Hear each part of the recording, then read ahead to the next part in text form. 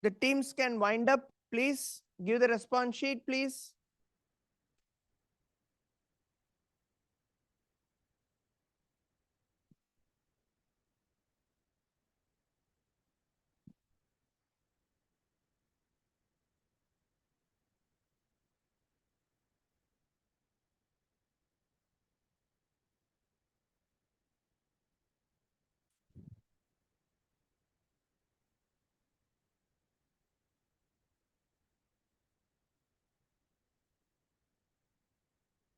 Those who have completed can give the response sheet. You have our last 2 minutes to go.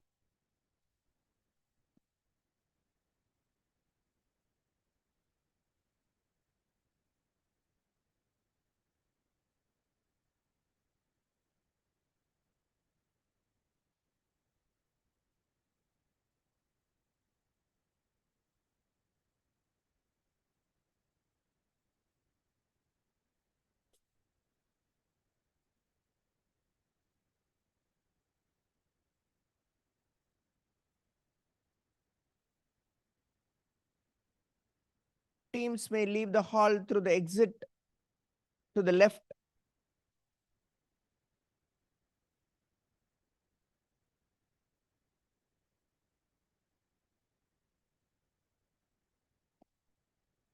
We have the last 30 seconds.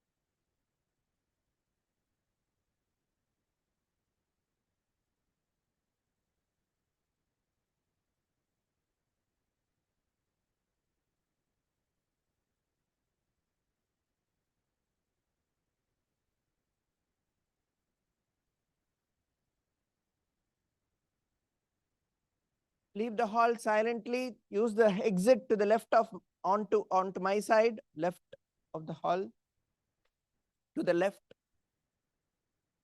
Please give the response sheets. Time is up. Time is up. Time is up. Please wind up, give the response sheet, and please leave the hall quickly.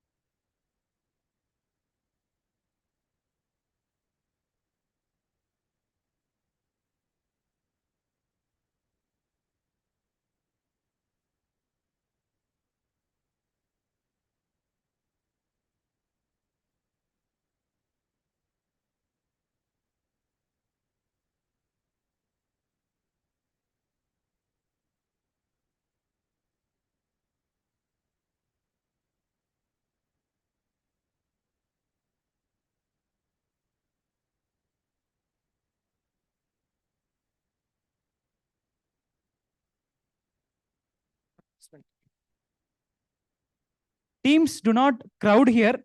We have another guest lecture right after this. So people only with delegate pass can attend the lecture. So others, please kindly exit to the exit gate. We are arranging refreshments at the APJ corridor, dining corridor. You can wait there. Yeah. So people delegate card, you have to exit and re-enter through entry gate to get stamped. So everyone kindly exit the hall in 2 minutes. Delegates, this is your exit gate. So if you do not have a delegate card, exit via this gate because snacks are being provided at the end of this gate. If you have a delegate card and you want to attend the lecture, exit via this gate, but come around and enter via this gate. You'll get stamped in and then you can come in and you can attend the lecture. Okay? Sounds good? Thank you.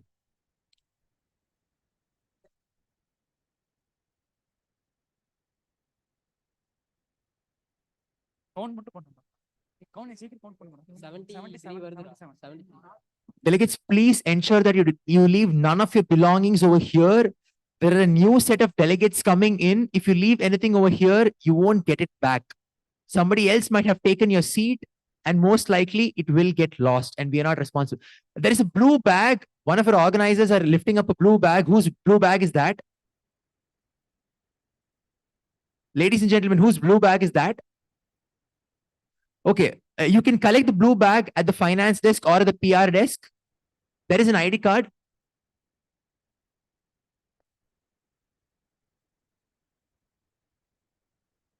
Okay, Mr. Rashvik, please collect your ID card and your bag at the finance desk or the PR desk. If any of you know who is Rashvik from Mamta Medical College, please collect your bag and your ID card at the PR desk or the finance desk.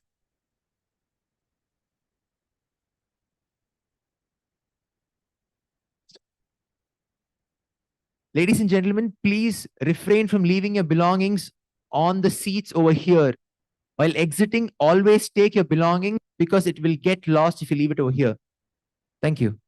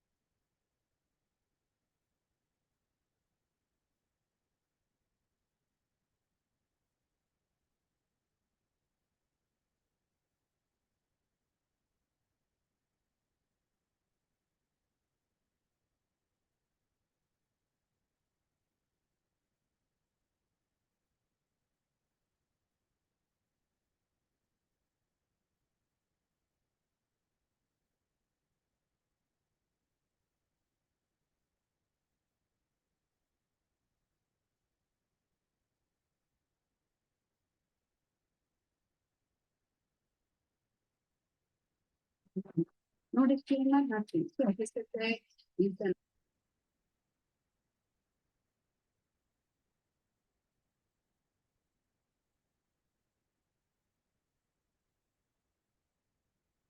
No, this man. No, for 14.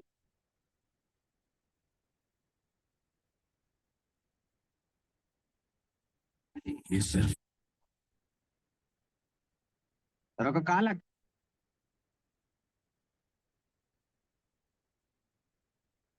To share this.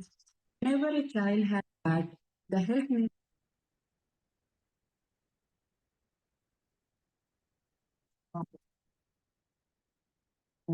Please ORSL or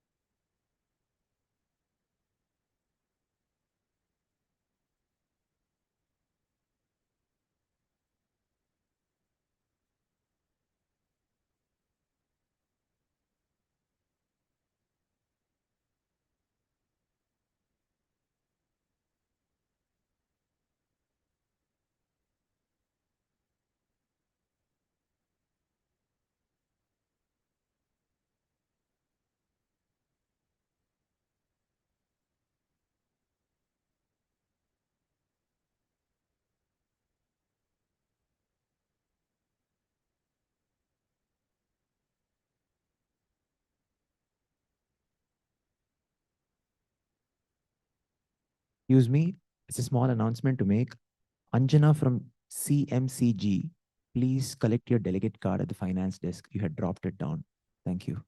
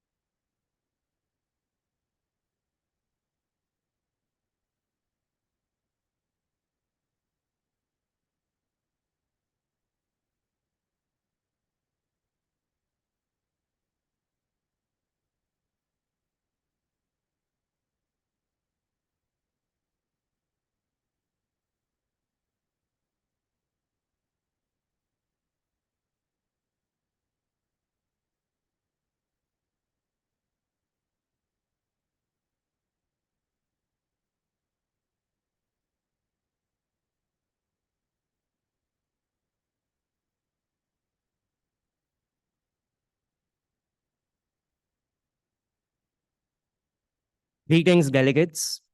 I, Samit Iyer, welcome you all to yet another day packed with inspiring talks and engaging discussions. Now, without wasting any more time, let us move on to the first guest lecture of day 2 of Connaissance 8.0. Anyone who has been actively following the news in the past few months is sure to know our next speaker. A JIPMERite from the batch of 1995, it gives me immense pleasure to introduce Dr. Sivarajani Santhosh. Dr. Santosh has made a profound impact on the field of pediatrics, not only through her clinical practice, but also through her unwavering commitment to public health. One of her most significant initiatives has been leading an 8-year campaign to combat the mislabeling and mismarketing of sugary drinks as ORS. Dr. Santosh recognized a critical challenge. Many commercially available beverages were being falsely marketed as ORS, misleading caregivers and putting children at risk. Through rigorous research, policy advocacy, and public engagement, she exposed these misleading practices and worked tirelessly to ensure safe, scientifically validated ORS reached the children who needed it the most. Her efforts have had a lasting impact, influencing both regulatory practices and public awareness around child nutrition and hydration. Her dedication to child health earned her the Times of India Rising Star Award in Pediatrics, a recognition that celebrates her exceptional contribution to the field. Her work demonstrates that impactful healthcare can extend beyond hospital walls. It influences communities, shapes policies, and protects vulnerable populations. Ladies and gentlemen, please join me in warmly welcoming Dr. Sivarajani Santhosh.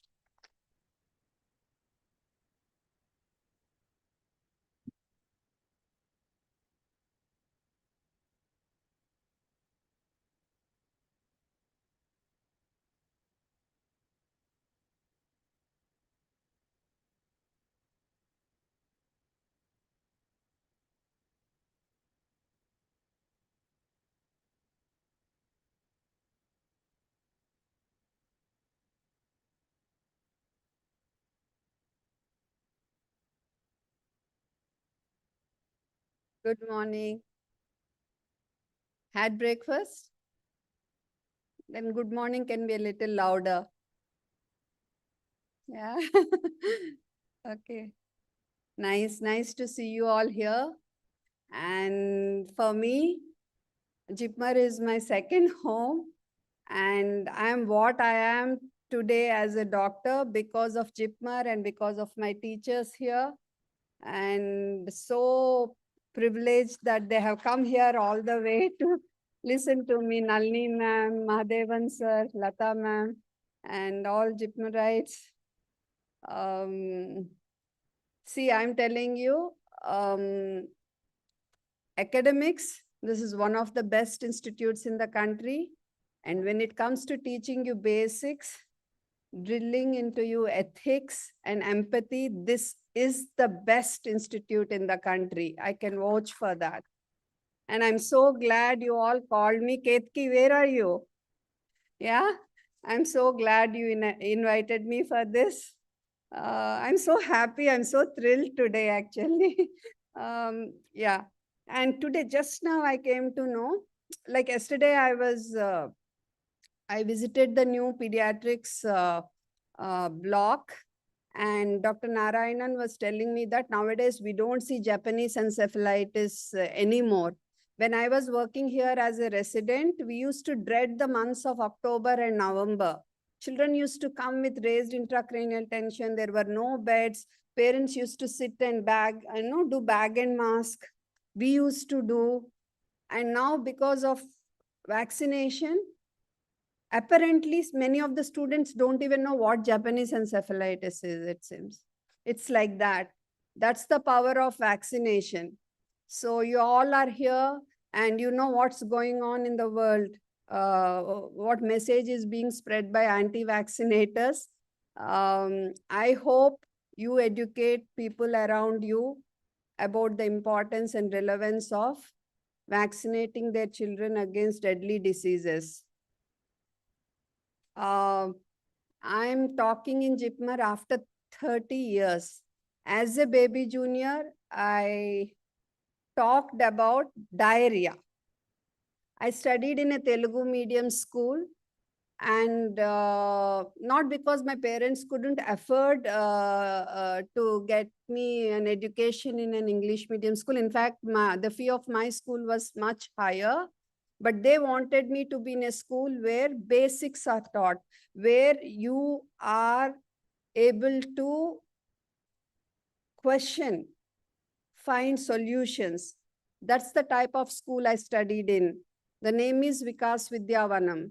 Okay, and my father, my grandfather, they're all doctors, and I always heard diarrhea as diarrhea from their mouth. So when I first spoke, when I first gave my lecture, debate, I was always a winner in debates, always. Okay. And when I came to JIPMER, when I first participated in a debate, I said diarrhea, and I heard somebody laugh. Okay, one of the seniors. And after that, I never participated in a debate. But I don't want you all to do that. Nobody can bully you into stopping from doing what you want to do. Just trust me. And again, today, after 30 years, I'm here to talk about diarrhea. Okay, right? See, that's how fate is, isn't it? Diarrhea that day and diarrhea again today, right? So, I think some of you may know much better about oral rehydration salts than me here. I'm not so strong academically. Okay, but since I was asked to talk about ORS, yes, we'll have a brief discussion about that. But I think I'll focus more on the misuse and ethical responsibilities. Okay, ethical responsibilities of doctors, pharmacists, companies, and the government. Okay, right? Let's start the slides. What's this? Composition of? What does it stand for, ORS? Oral rehydration? Salts. Okay, it stands for oral rehydration salts. Standard formula. Next. What is this then? This is also ORS. Huh? No. Reduced osmolarity. If you had seen properly, let's go to the previous slide. What's the osmolarity there? 311. Always say the unit. Milliosmoles per liter. Make it a habit. This is 245 milliosmoles per liter. Okay, reduced osmolarity.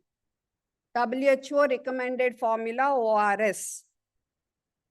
Okay, so studies have shown that this reduced osmolarity ORS as compared to standard ORS formula reduced the stool volume by 20%, vomiting by 30%, and reduction in the need for IV fluids was seen by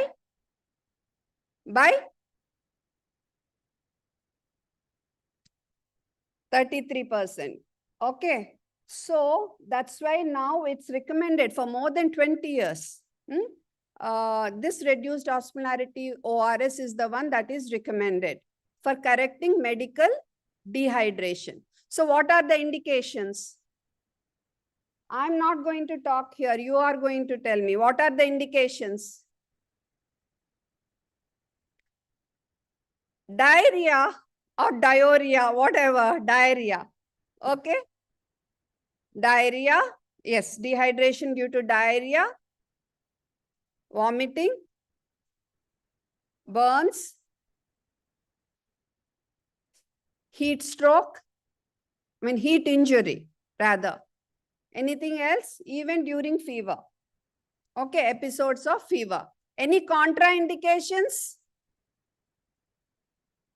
I have a mic, so I can afford to speak with a low tone, but I can't hear you. I don't have any hearing amplifier here. What are the contraindications? Persistent vomiting and renal failure. Okay. Clear? Okay. So, we all know that diarrhea accounts for a lot of deaths, right? Some Ministry of Health and Family Welfare is a little bit confused. Sometimes they say 13% of the deaths in the under 5 age group, okay, are accounted for by diarrhea. And sometimes they say 7%. Now they're saying it's 5.8%. Let's hope they are right, but still 5.8% of the deaths in the under 5 age group. That's a huge number, right? So what can save these kids from dying? At least say this loud and clear. O-S, right? Then what are these? What are these? They are like our maza and fruity with little bit of sodium and potassium, but being sold as health drinks. Were being sold, not anymore. Not anymore. They were being sold for 20 years, more than 20 years. This was started by Jagdale, ORS-L. And later Johnson Johnson bought it. It became ORS-L. And then Kenvue, the spin-off of Johnson & Johnson, because Johnson Johnson name got badnamified totally, right? Okay. So they changed it to Kenvue. Okay. Because Johnson Johnson is, the name is totally gone after these cases about ovarian cancer and all that. They don't have a very good name and reputation anymore. So now Kenvue is the one which is taking care of this, but they're all the same only, Johnson Johnson. Okay, so not anymore. But why did I have to really like go after them like a mad woman? Tell me. Infants and toddlers, within minutes, hours, they succumb to dehydration.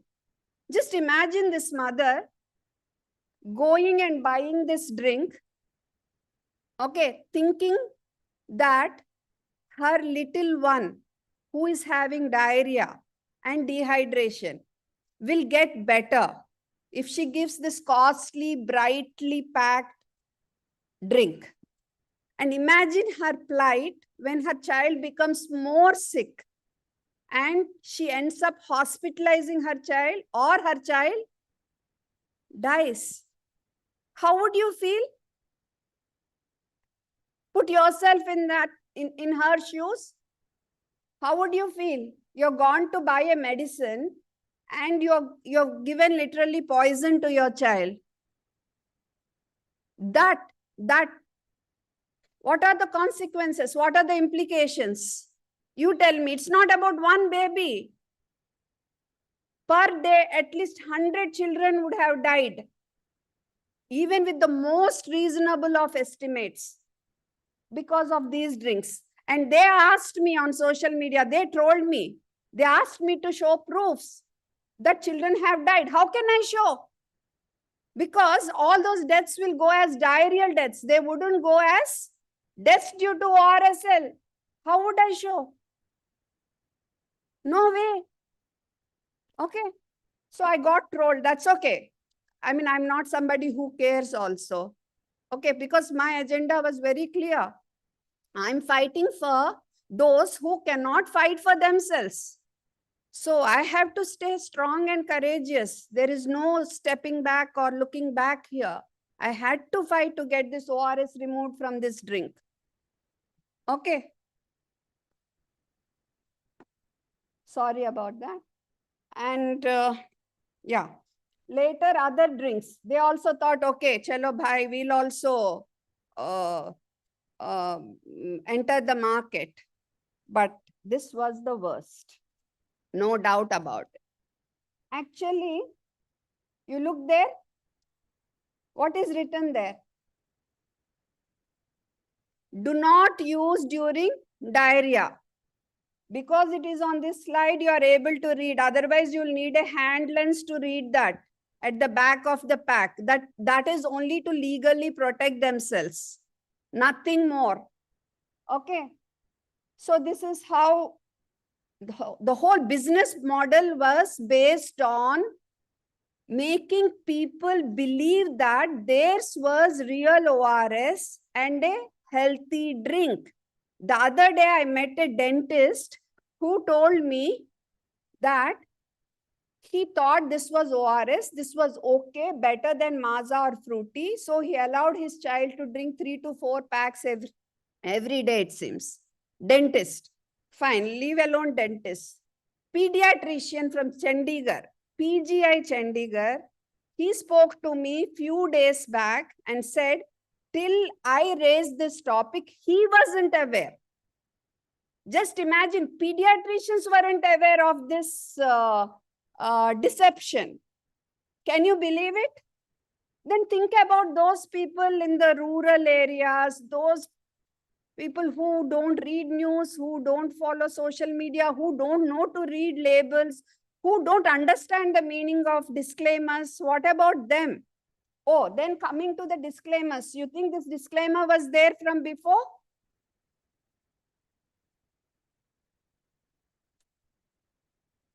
This one. Tell me when this disclaimer appeared. Anyone who is following me on Instagram? Very recently, in 2022. Earlier, that also was not there. Okay. So, first, I took the usual routes. Okay, this is unethical or not? First of all, tell me. Yes. What is this? You had breakfast, I had breakfast. Right? I'm much older to you. Whose voices should be louder? Then say no, yes.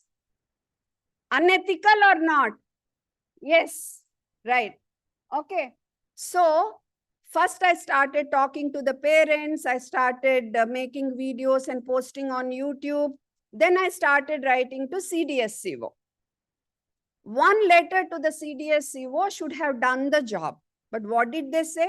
We didn't give permission. FSSAI gave permission. You write to them. Okay, I said, fine. I'll write to them. They said, send us proofs.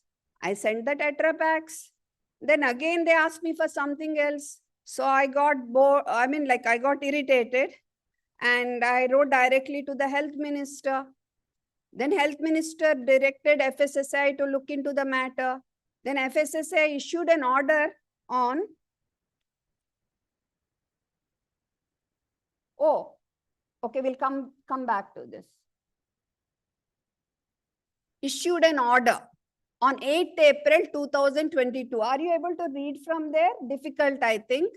Okay, what it said was, do not use ORS on the labels of foods and beverages because that can wreak havoc with regard to public health. Okay, right? I was so happy. That was my that day was my birthday, and obviously 8th April is my birthday. And I was so thrilled, like the coincidence was too much for me. And I was so happy. And suddenly, 14 July, the order was reverted. You sell, boss. You sell all the drinks, everything you want. Just put a tiny disclaimer below. Okay. Then this disclaimer came into existence. Ready to serve fruit beverage, not an ORS. Is it fair? Is it fair? Imagine your family members in that situation. Imagine somebody with diabetes in that situation. Imagine a toddler with dehydration in that situation. No, it angered me. It angered me. If you see, look at this. Actually, there was an article long back. Okay, Dr. Kalaisai, Dr. Chauhan and all, but this was suppressed. This was long back, much before. They warned people about this. When Jagdale was, you can see that hyphen there, ORS hyphen L. That means that was still with Jagdale. Okay, but no, suppressed. Why? Corruption at every level. And you are all young now. I really pray and wish that none of you get corrupted with the system. Please stay ethical and empathetic. You'll do well. Trust me. You don't need to take shortcuts for success. Please. Agreed? We all need to take an oath that, yes, come what may, I will not do unethical practice. I will stay empathetic to the people, to the parents, to the patients. Okay? Don't get corrupted by the system. You're all naive now. See, these were so many newspaper articles. And 3/4 of them, my name only will be there because I was the one who was constantly after them. So much national media coverage also was there.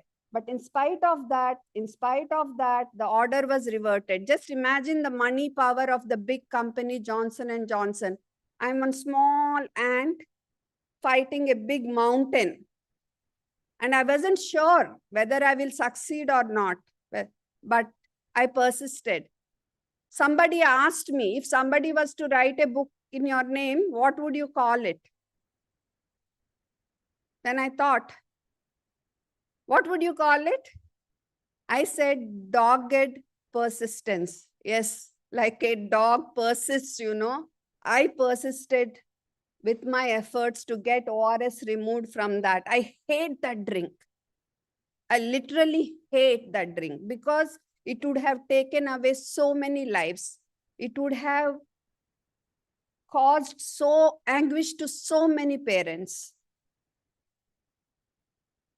And when they reverted the order, that was the last straw.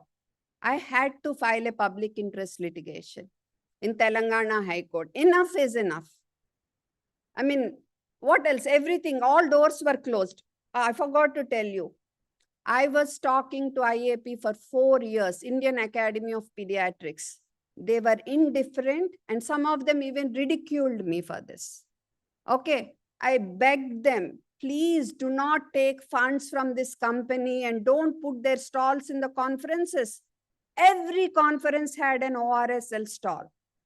Every conference. That's why I'm telling you all, at some stage in your life, you will be at crossroads. Should I take fund from this company because I want my conference to do well? Should I not? Because this is an unethical thing to do. Please take this route. Never go. Once you start doing this, now it becomes a habit. Okay, stick to your ethics always.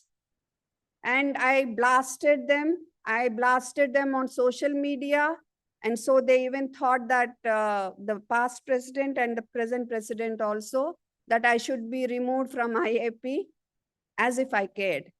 I didn't care because for me, children were priority. If children are getting affected, they are getting hospitalized, they are dying, should I be worried that I would lose my membership from IAP? No, I have my priorities right. See, these were the stalls. Would you do that? Will you? Will you? I want a strong no. Ethics. Please stick to your ethics always. At the end of the day, your conscience has to be clear. You have to go to bed thinking that, yes, I did everything right today. And I didn't look away from anything which was wrong. I didn't turn my back to someone who asked me for help. That's what makes us humane, isn't it? Is it not? Please, this is not some, I'm not someone who just preaches, practices, and then preaches. I walk the talk. And yes, and I really earnestly request you all to keep this in mind. And then what do I do? When you're fighting for somebody who cannot fight for themselves, you're fighting against, I mean, these corporates which make Goliath look friendly. Such big corporates. What do? Gather evidence. All letters from parents through Insta or separately written to me, how they suffered, how their children suffered, how their parents suffered. And a couple of senior citizens died because of ORSL. And I collected letters from pediatricians. Two I would like to share with you. One is from Dr. Soundaram, Chennai, pediatric endocrinologist. She actually, this child had diabetes, type 1. Okay. So he developed diarrhea. So mother thought like, okay, I'll skip the dose of insulin because he's not eating anything. And she gave 5 to 6 packs of ORSL. What did she give? I hope you have not slept off. 5 to 6 packs of ORSL. And then he kept purging and purging and purging and finally landed up in the ICU, coma, diabetic ketoacidosis and coma. But the child survived because he was in good hands. Dr. Chetan, JIPMER alumni. Okay, burns. The child had burns, kept purging and mother kept giving what? Thinking it was. That's all. Child's condition became very critical. But again, the child survived because he was in good hands. But what about millions of kids somewhere in rural areas, from poor families, from urban slums? They would have succumbed. So, gathered evidence.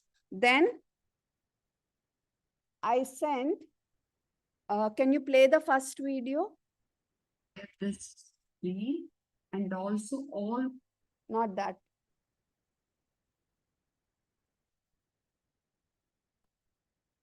So I sent our people to many medical shops.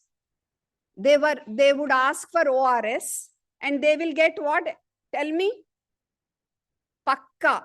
10% Rebalance with ORS, 90% ORSL. I'll run the video. All these were sent to the PM's office and Health Minister's office. We need evidence. When we are fighting, you can't just randomly fight. Okay, you have to gather evidence. Okay, it's not playing, ma.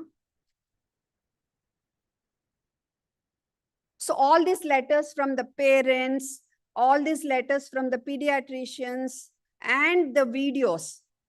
Okay, these we sent to Shri JP Naddaji's office and Modi ji's office.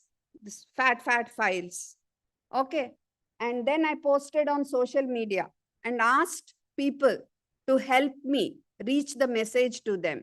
So everybody tagged the Health Minister's office and the Prime Minister's office. Yeah, this one.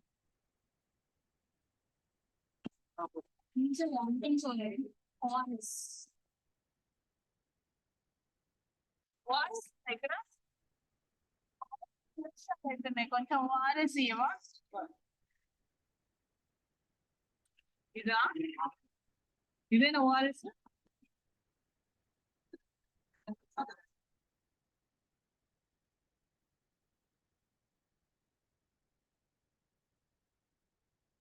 పాపకి విరోచనాలు ఉన్నాయి ORS ఉందా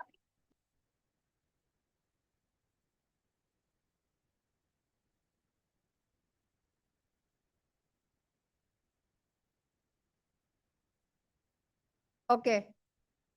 PowerPoint. So you see, gathering evidence is important. Just saying, okay, Sivarajani saying like, okay, ORSL is dangerous for children. Who will believe? If I say that no, when somebody goes and asks for ORS, they are giving ORSL, who will believe me? But now I have evidence. Okay, so many such videos. This is just one example.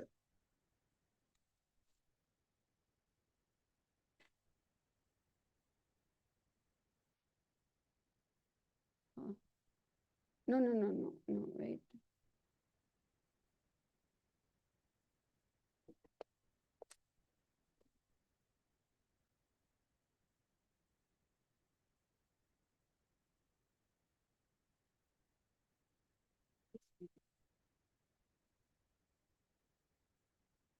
Okay. Just one more video, bear with me.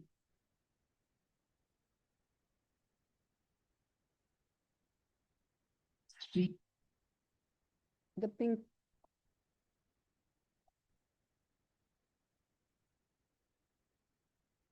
To share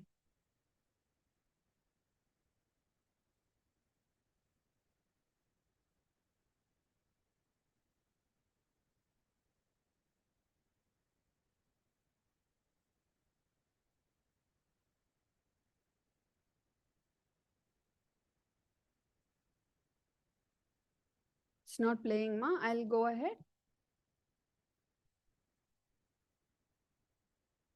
So I reached out to the public this time. So influencers, podcasters, parents mainly, parents, moms. Okay, because they would feel the pain, right?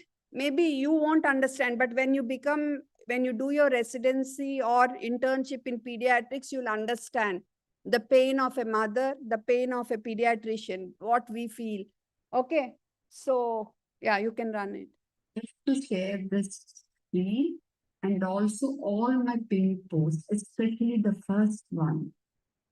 In those letters to the Health Minister, Sri J.P. Nadda ji, and to the Prime Minister, Sri Narendra Modi ji, I have written about what's happening in India. Whenever a child has diarrhea or an adult has diarrhea, and when you go to the pharmacy or in the school infirmary, what they give when you go and ask for ORS, you're getting these things. For the past more than 10 years, and for many years now, even this one. So 13% of the deaths in the under 5 age group in India are due to diarrhea and dehydration. And these Tetra Paks worsen the diarrhea like anything. It's not my battle, it's our battle. Please share this post. I've asked the health minister's team to ask these companies to remove ORS from these labels,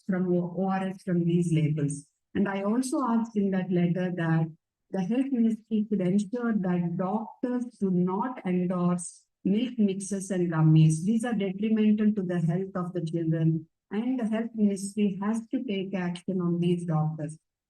Please share this video and please share my pinned post, especially the first. Okay, this is slightly sober Sivarajani. Okay, very nice, very like kind of type. Now we'll see the next video. But 1 second. So you remember the Madhya Pradesh cough syrup incident? Who was arrested? A senior pediatrician. But what was the culprit? A contaminant, diethylene glycol. How will I know that diethylene glycol is in that syrup? I wouldn't know, right? Huh? And the doctor is still in jail more than 100 days. Neither Indian Medical Association nor IAP is even trying to help him. And I posted this video long back and they shadow banned me. You can guess after the video who would have shadow banned. You know what is shadow banning? Yes or not? That though you would know pakka. Yes? Yeah. Shadow banning, ma'am. They would report to the Instagram and make sure my video is banned. So just run this video. So no, why will I keep quiet? I reposted it 2 days back. Is this man? Now, for 14 years, the regulatory bodies were sleeping. And a doctor is blamed for the death of children. Once regulatory body says it is safe, it is safe. It's hilarious. They are asking us to verify whether the syrup is safe or not. What nonsense is this? Same thing happened with ORS. I've written to CBSE, but finally they redirected to FSSAI, then to the health ministry, and finally on 8th April 2022, they issued a circular. Read it clearly. They said ORS should not be used on the labels of all these high figure pills because it's a public health hazard. 14th July 2020, immediately they reverted their order. And they said you can tell the disclaimers. This is not an ORS, right? Only these 2 brands are left. And ORS Fit, which has gone out of market. And 2020 for Zydus launches Glucon-D Active ORS, no disclaimer, nothing. And some Indo ORS is available now in Punjab and Haryana. No disclaimer, nothing. So FSSAI you can order, reverts on this order, and now doesn't follow even on that order. So new companies have been given license again. What kind of regulatory authority are you? FSSAI playing with the lives of children, and you're putting the blame on the doctors. See this message from a parent. This is from a reputed hospital. Yesterday, And see this message from my friend, a doctor friend from Chandigarh. I mean, these regulatory bodies don't do their work. Lives of people are at stake, lives of children are at stake, and doctors are penalized. How fair is it? Doctors, from now on, if anybody dies because of diarrhea, no, take history and document what liquids were given to them. Please do not keep all these aqueous liquids in your hospitals and clinics and to the school managements. Please don't keep them in our schools. Okay, not only this, electrolytes, Syncovit active, Himalaya rehydrate, all these are high pressure liquids. These are not meant for rehydration during diet. So that is the real Sivarajani. Okay. So lasted FSSAI. And after that only the order came. The order on October 14th, which said ORS should not be used on the labels or in the branding or in any way with a prefix or suffix of any food and beverage. That was a win. That was the real win.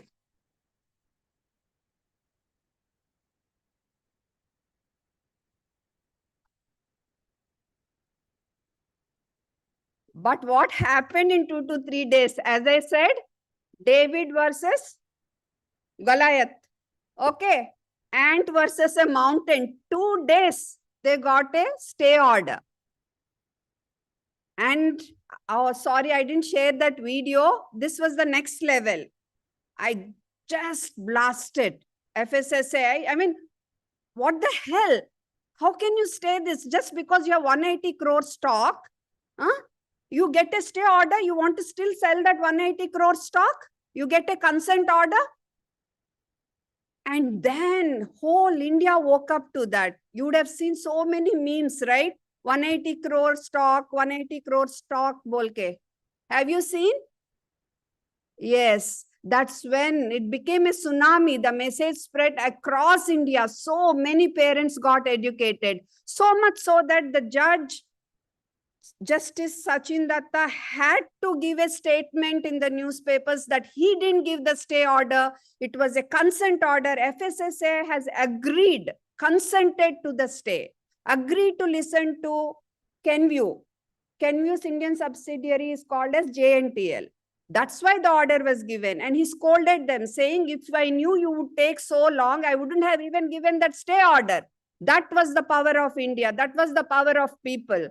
So when we all come together, you know, we can do anything. Let it be Goliath or somebody else also, Trump also. It's okay. We can win against anybody if we all are united. And this time, everybody was united.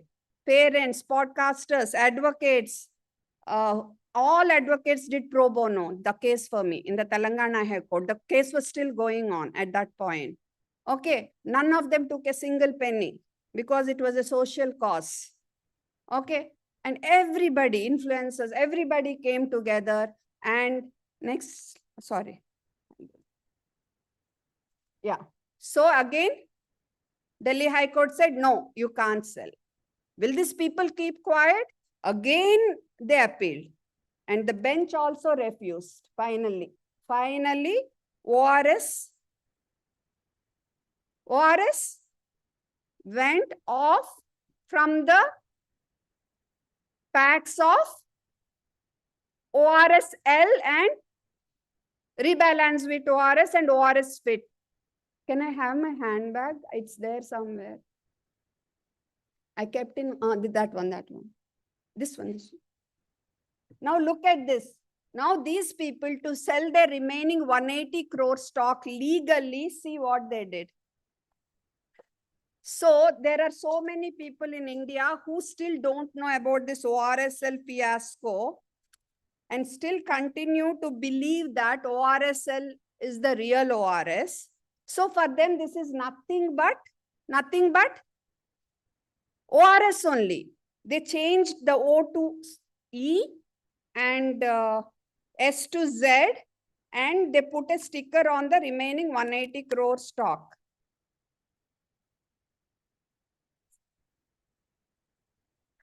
This is what they Okay, now they are trying to sell that stock.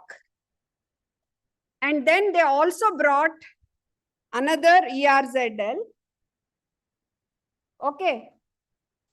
With 87% less sugar, but with sucralose for daily hydration, it seems. Sucralose is not allowed for children below 2 years of age because there are not enough studies. And WHO position paper 2023 clearly states that prolonged use or excessive use can predispose the person to diabetes and related complications because the gut microbiome would be affected and gut inflammation would increase and insulin sensitivity would decrease. Okay. So again, Sivarajani can't keep quiet. She can't take the win that, ORS. Okay, fine. I could do this. Now let me be peaceful. So that's why my family is not able to stay peaceful because of me. Every time they're worried about me. What will happen? But sometimes I also felt a little bit of that fear when people messaged me, how much term insurance is there on you? Is some company paying you? Don't you think good people will be killed in India? These kind of messages, maybe a little flutter, but never have I once thought I'll step back, and I'm not going to step back. That's for sure. I have filed my objection in the Trademarks Authority. I have filed my objection. So let's see, still the legal battle is on that they should not use this because this is a memory. This memory is etched in the minds of millions of Indians. And you see, it's not just me. See how they're advertising in North India. South India, at least, like, they are a little bit scared because my reach is more. In Telangana, they are not doing these advertisements. Okay, because they know somebody will share it with me. So this is the WHO position statement. The video, the last video. See how they are advertising in North India. You'll understand. I mean, how can they be so unethical? So we are talking about ethics here, right? The government has immediately given permission. So many people are waiting for trademark for years, but these people got it in 1 year. So where are ethics going? I mean, children's lives don't matter here. Corporate benefits supersede our lives, public health. And doctors also, IAP, what is it doing? I've reached out to the present president of the IAP, and she said she has to look into it. I mean, it's so obvious. The facts are staring at you. What do you have to look into? Huh?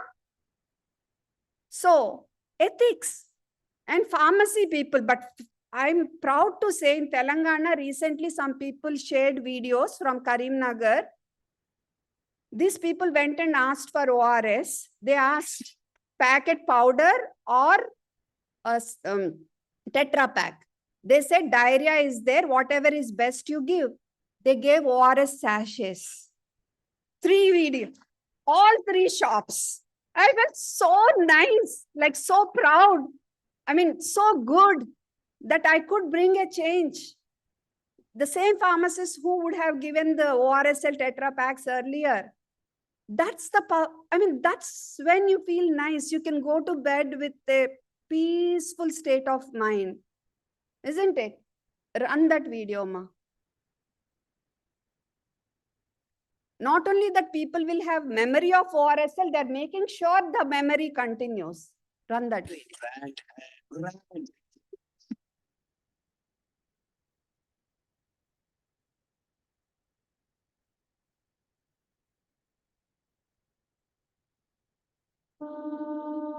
फिर आ गए अब राजी खुश है हाँ तेरे को कहा लगता था कि नहीं लौटेंगे गलत See that arrogance. Huh? I mean, you can sell anything and at the cost of people's lives. And they're saying endorsed by doctors. Then they should take permission from the CDSC. Why FSSAI? And unfortunately, some of our doctors are doing videos for them. That's why I'm telling you, please don't get corrupted by the system. Stay how you are, naive and nice. Empathy, ethics, and courage also. Okay, if somebody comes to you for help, please don't say no. Do your best. I think that's, oh, these two regulations. You know what? Basically, we have a lot of laws, but these companies, they'll use the regulatory loopholes to somehow come up with their product. So there is no coordination between the trademark authority, CDSCO, and FSSAI. If at all there is a coordination, you know, these mishaps don't happen. Okay, next slide. See, there is also a provision that trademarks authority can refuse a trademark if it is a public health hazard. But there is no provision that it can refuse a trademark if it resembles a drug, right? So these loopholes are exploited, used by the companies. So my request to the government of India is that only WHO recommended formula ORS and water should be allowed in the pharmacy, in the pharmacies and medicines. I mean, medicines, WHO recommended formula and water. Okay or not? Will that happen? Yes, we'll make it happen. We'll all make it happen. Let's all fight together for that. Okay. Thanks.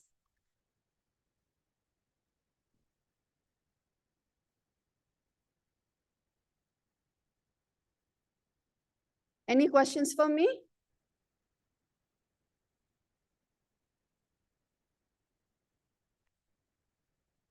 Check.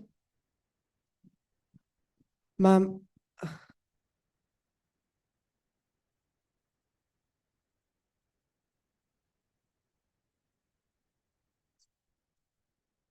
ma'am, I am Karthik from Karnool Medical College.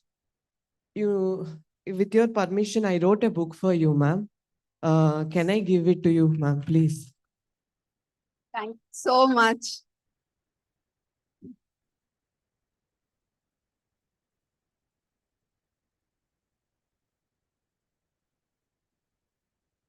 You don't know how you inspired me, ma'am. I am doing my law now, LLB. Thank you so much, ma'am.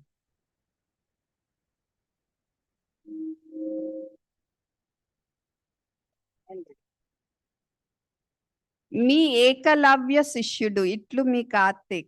You know Ekalavya, no? I'll read and I'll get back. Thank you. I'll need your phone number. Give my number. Thank you. Any questions?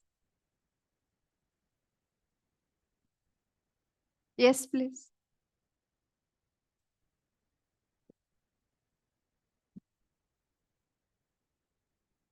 Good morning, ma'am. My name is Akshara. I'm from Bhaskar Medical College.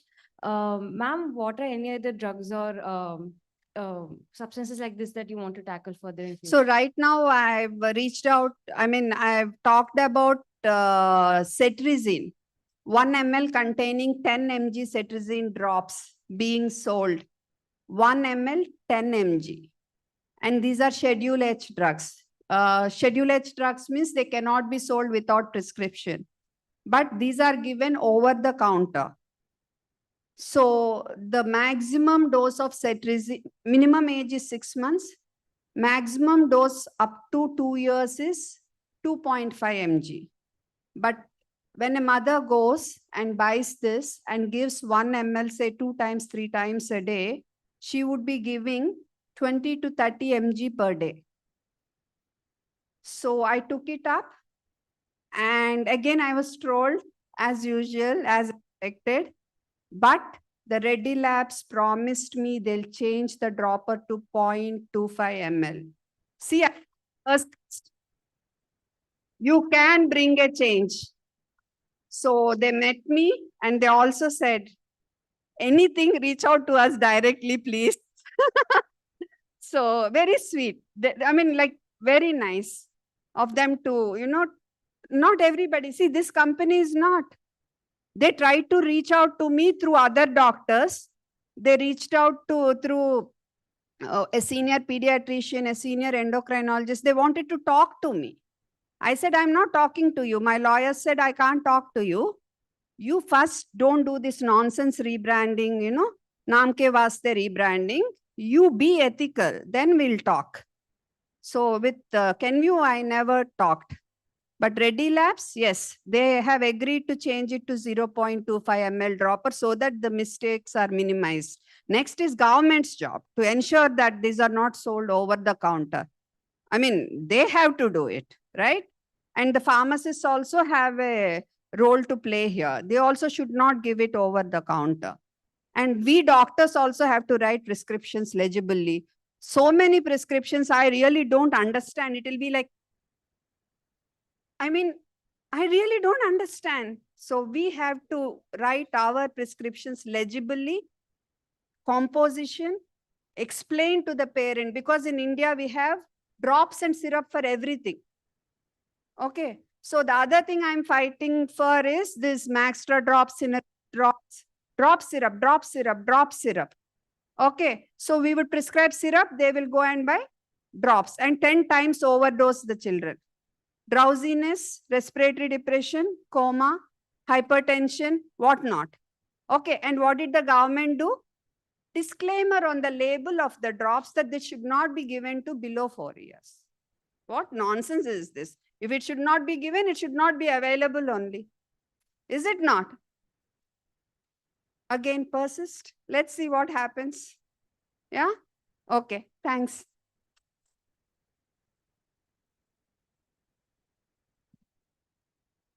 Do we have time, Shubha?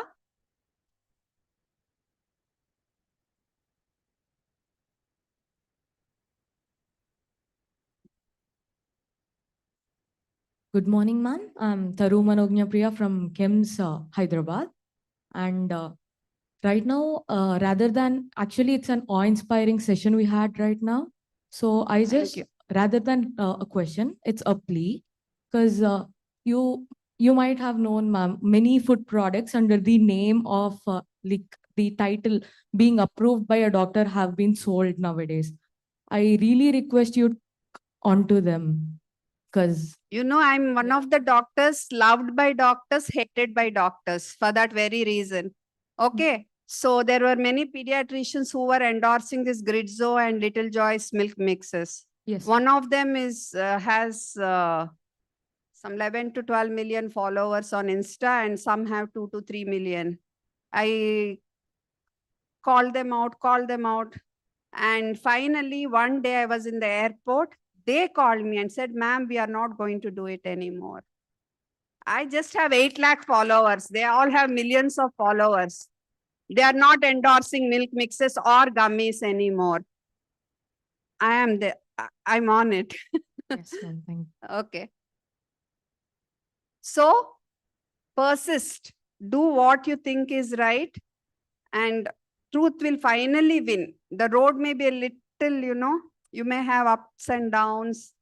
It may be a roller coaster ride, but you will win in the end. If niyat is good. Okay, Shiva, nothing for me to say, but very proud of you that you have achieved so much. I hope there are so many things which I want to do, but I don't have the courage to do as you do it. Maybe being in a government institute, our courage is much, much less than you, but I think you have done an amazing job. Keep it up, keep the good work, and keep JIPMER proud always. Thank you. Thank you, ma'am. Sivarajani, we are really proud of you. You have imbibed what we have told you, rational therapy and rational practice. So we are very happy. I'm really so proud much, of you. I always say, I always quote you for everything. And Dr. Nalini speaking.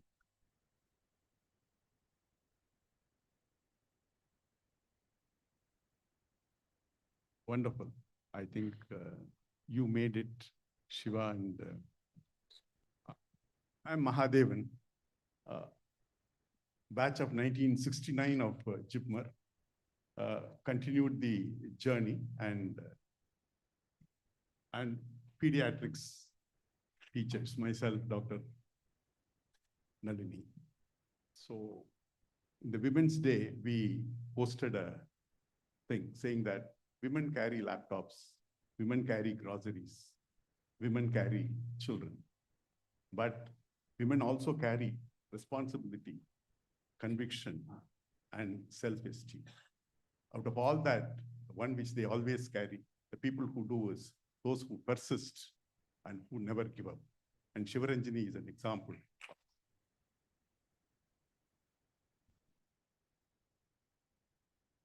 Nalini ma'am was my thesis guide, and one day I had to go for a conference with ma'am. So I just finished my duty whole night. I didn't sleep. Morning, she picked me up from the ward only directly. She sat in the front and said, Siva, you sleep in the back. And when we reached Chennai, again, she said, Siva, wake up. I still remember that, ma'am. And I went to give my blood for donation once in JIPMER. Prior to that, some months back, I had a needle prick. I didn't bother. I should have bothered. But I was detected with Hep C. So that time, hepatitis C treatment was just in the beginning stage and JIPMER didn't have it. So I had to go to CMC Vellore to take treatment. And you know how it is, lethargy, and you don't feel nice. And sir used to get food from home every day for me. That's how JIPMER is. I mean, what I am today as a doctor and even as a person, JIPMER has 90% to do with it. My teachers, my friends, the vibes, JIPMER, the name JIPMER, that's all.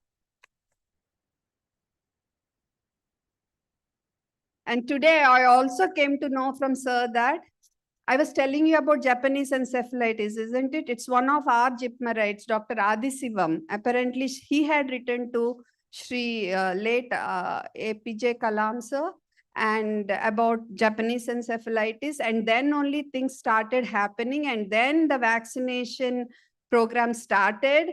And now there is no Japanese encephalitis. See, JIPMERites are like that.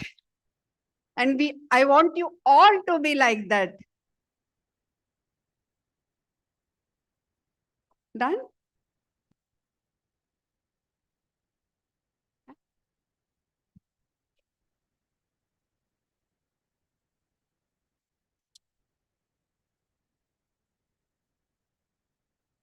Good morning, ma'am. Myself, Tabriz Alam from Vanaparthi Government Medical College, and I also studied in Jamia Millia Islamia Central University in New Delhi.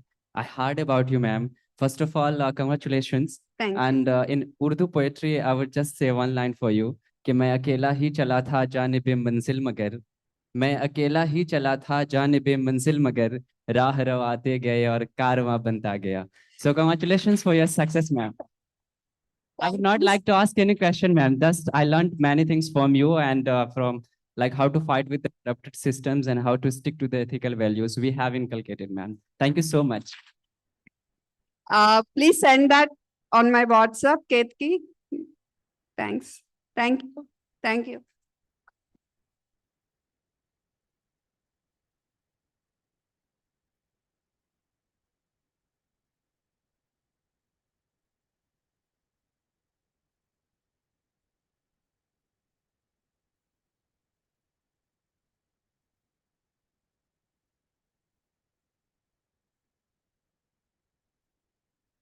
Thank you, Dr. Sivarajani, for that incredible talk. We truly are privileged to have someone who inspires all of us to make a difference in the lives of countless children across the country. Now, it is my pleasure to call upon the stage Dr. Mahadevan to felicitate Dr. Sivarajani.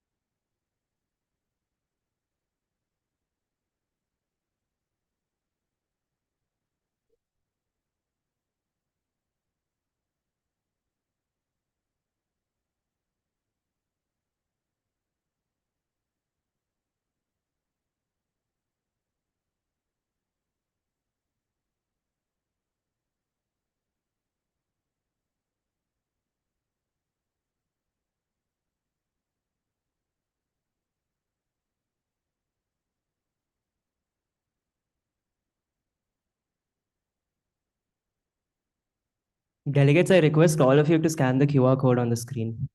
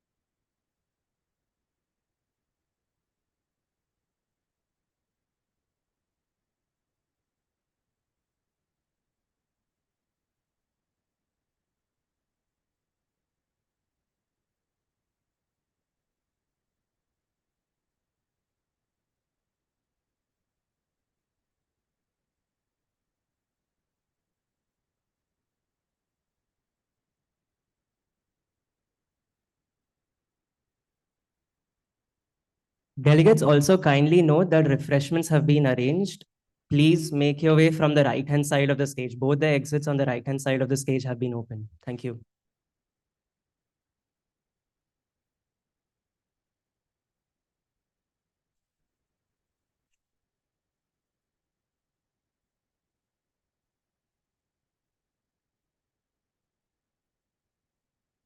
Check.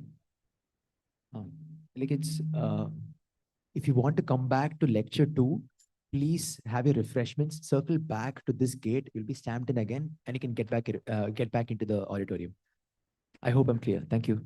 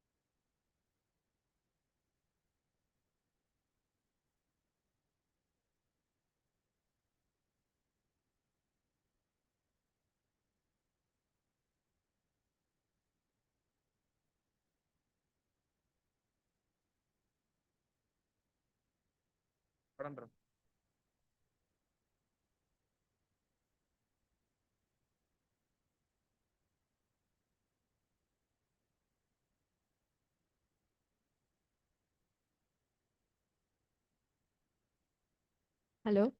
Yeah. Delegates, please note that you do not have to get another stamp for the second lecture. You can stay back.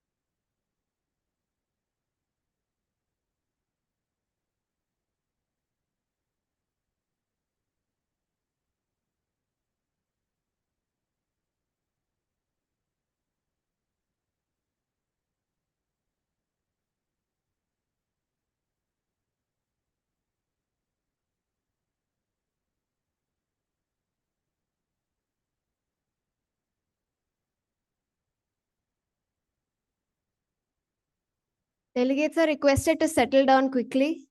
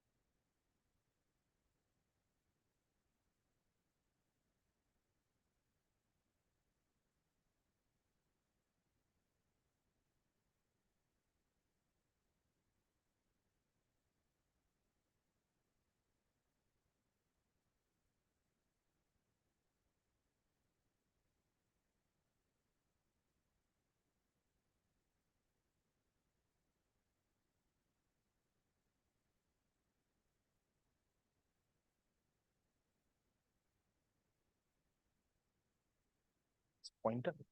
Delegates, kindly note that no snacks or refreshments are allowed inside the hall, please.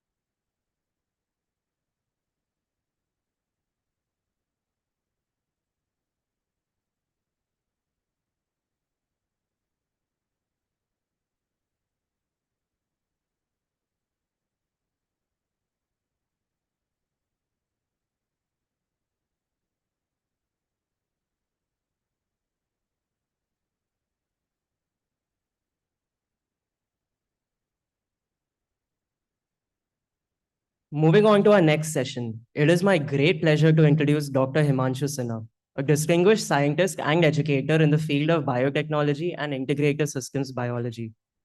Dr. Sinha currently serves as an associate professor in the Department of Biotechnology at IIT Madras, where he also coordinates the Center of Integrated Biology and Systems Medicine. A PhD graduate from the University of Cambridge, his research focuses on understanding complex biological systems and translating scientific innovation into improvements in human health. Through his academic leadership and mentorship, he continues to inspire young researchers to pursue excellence in science and technology. Please join me in giving a warm welcome to Dr. Himmanu Sa.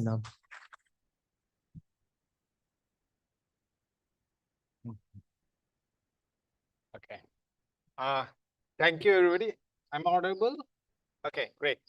So it's a very hard act to follow. And when the talk previous, Dr. Sivarajani was giving a talk, I was sort of reinventing my talk on the fly. What are the each slides? What do I say? Because I came here to give a more of an academic talk, and the previous lecture was a public lecture. It was so refreshing and obviously very courageous person. But so the challenge that I thought would be that what's the next challenge for healthcare? And this is something I thought we should pose a question to the students. How many of you use AI in your daily work routine? I'm not talking about reading about, but used AI. How many of you do that? Sort of show of hands. Okay. What do you use it for? Any idea? Like, I'm sure there are multiple answers. What do you use it for? Are you using it for academics? Yeah. Are you doing research on it, or are you sort of making your assignments on it? Assignments. Most of the students, like same with IIT Madras, most of the students make assignments. So this presentation that I'm going to show today is all made by AI. I sort of gave right prompts, but the graphics are all made by AI. So it's actually become very, very good. Very, very good. So good that I have stopped giving assignments to my students because I have absolutely no idea whether they have written the assignment or whether they have just given the question in the assignment and generated a text. Even if I said submit a handwritten assignment, they'll write it in an hour and submit it to me. So the challenge that we have with AI is that AI is becoming very, very good. So the question that we would like to address is that how is AI now going to transform healthcare? And there is a lot of hype, a lot of, I would say, sort of scope, and a lot of fear of how AI is going to transform variety of sort of our lives in variety of ways, but especially because we are talking here in JIPMER, how is it going to change healthcare? If you, I don't know if you were, I'm sure you were young enough at that time, but when AI launched into the scene, radiology was the first field of medicine that felt its brunt, or sort of the fear of it being replacing the radiologist was the case. And way back, if I remember, like way back in like late 90, like 2018, 19, even Harvard Medical School was thinking, interns who were residents in Harvard Medical School radiology department were thinking whether they would be jobless by the time they finish their residency. So that was the fear. Obviously, there was a scope. So what we want to do today is to sort of ask how AI is going to be transformative for healthcare, especially in India. And so therefore, what are the opportunities it can provide us? What are its limits? Because AI is touted to be panacea of all ills, which it is not. And therefore, we'll figure out the limits. And obviously, with any new technology that is essentially copy-pasted from some Western world model onto our Indian system, there are several challenges, and we'll cover those as well. So it'd be an interactive session. So let's see. Okay. So this is what I feel, in my view, you can correct me if I'm wrong, that these are the 3 pillars on which AI can act on. First, it can allow the doctors to see better. I'm not saying more sort of better in sense that AI can actually find things in images which in a routine doctors may miss. So therefore, diagnostic imaging and pathology is a field of medicine that is getting transformed with AI, especially image analysis. So what it can find nodules that are smaller than what an eye can observe. It can clearly segment tumors before the surgery can be done. And obviously it can allow in lots of screening, right? You can like mammograms can be screened by AI to sort of find nodules that maybe a radiologist might miss. I'm not saying radiologists are missing it because of that. It's just sometimes because of load as well. So AI can actually see for the doctor and sort of maybe triage the images saying these are normals and these are something that the doctor should actually see. So that's something that AI can do. It can do critical decision support, like it can think for you, with you, right? These are all, so I'm not a medical doctor, so don't take, whenever I say with you, I mean to say this is an assistive technology rather than a replacement technology, right? So when it is thinking, it can allow, by looking at large number of data, large amounts of data, which a doctor in his or her own time cannot actually see, can learn a lot of signals, lot of connections which might be hidden under the layers of data, and can sort of start giving what are, let's say, early warning systems, risk stratification systems, or can we make the sort of the treatment very personalized. And we'll sort of see some of the examples for each of them. And then I think this is more for hospital administration, where it can optimize your management, right?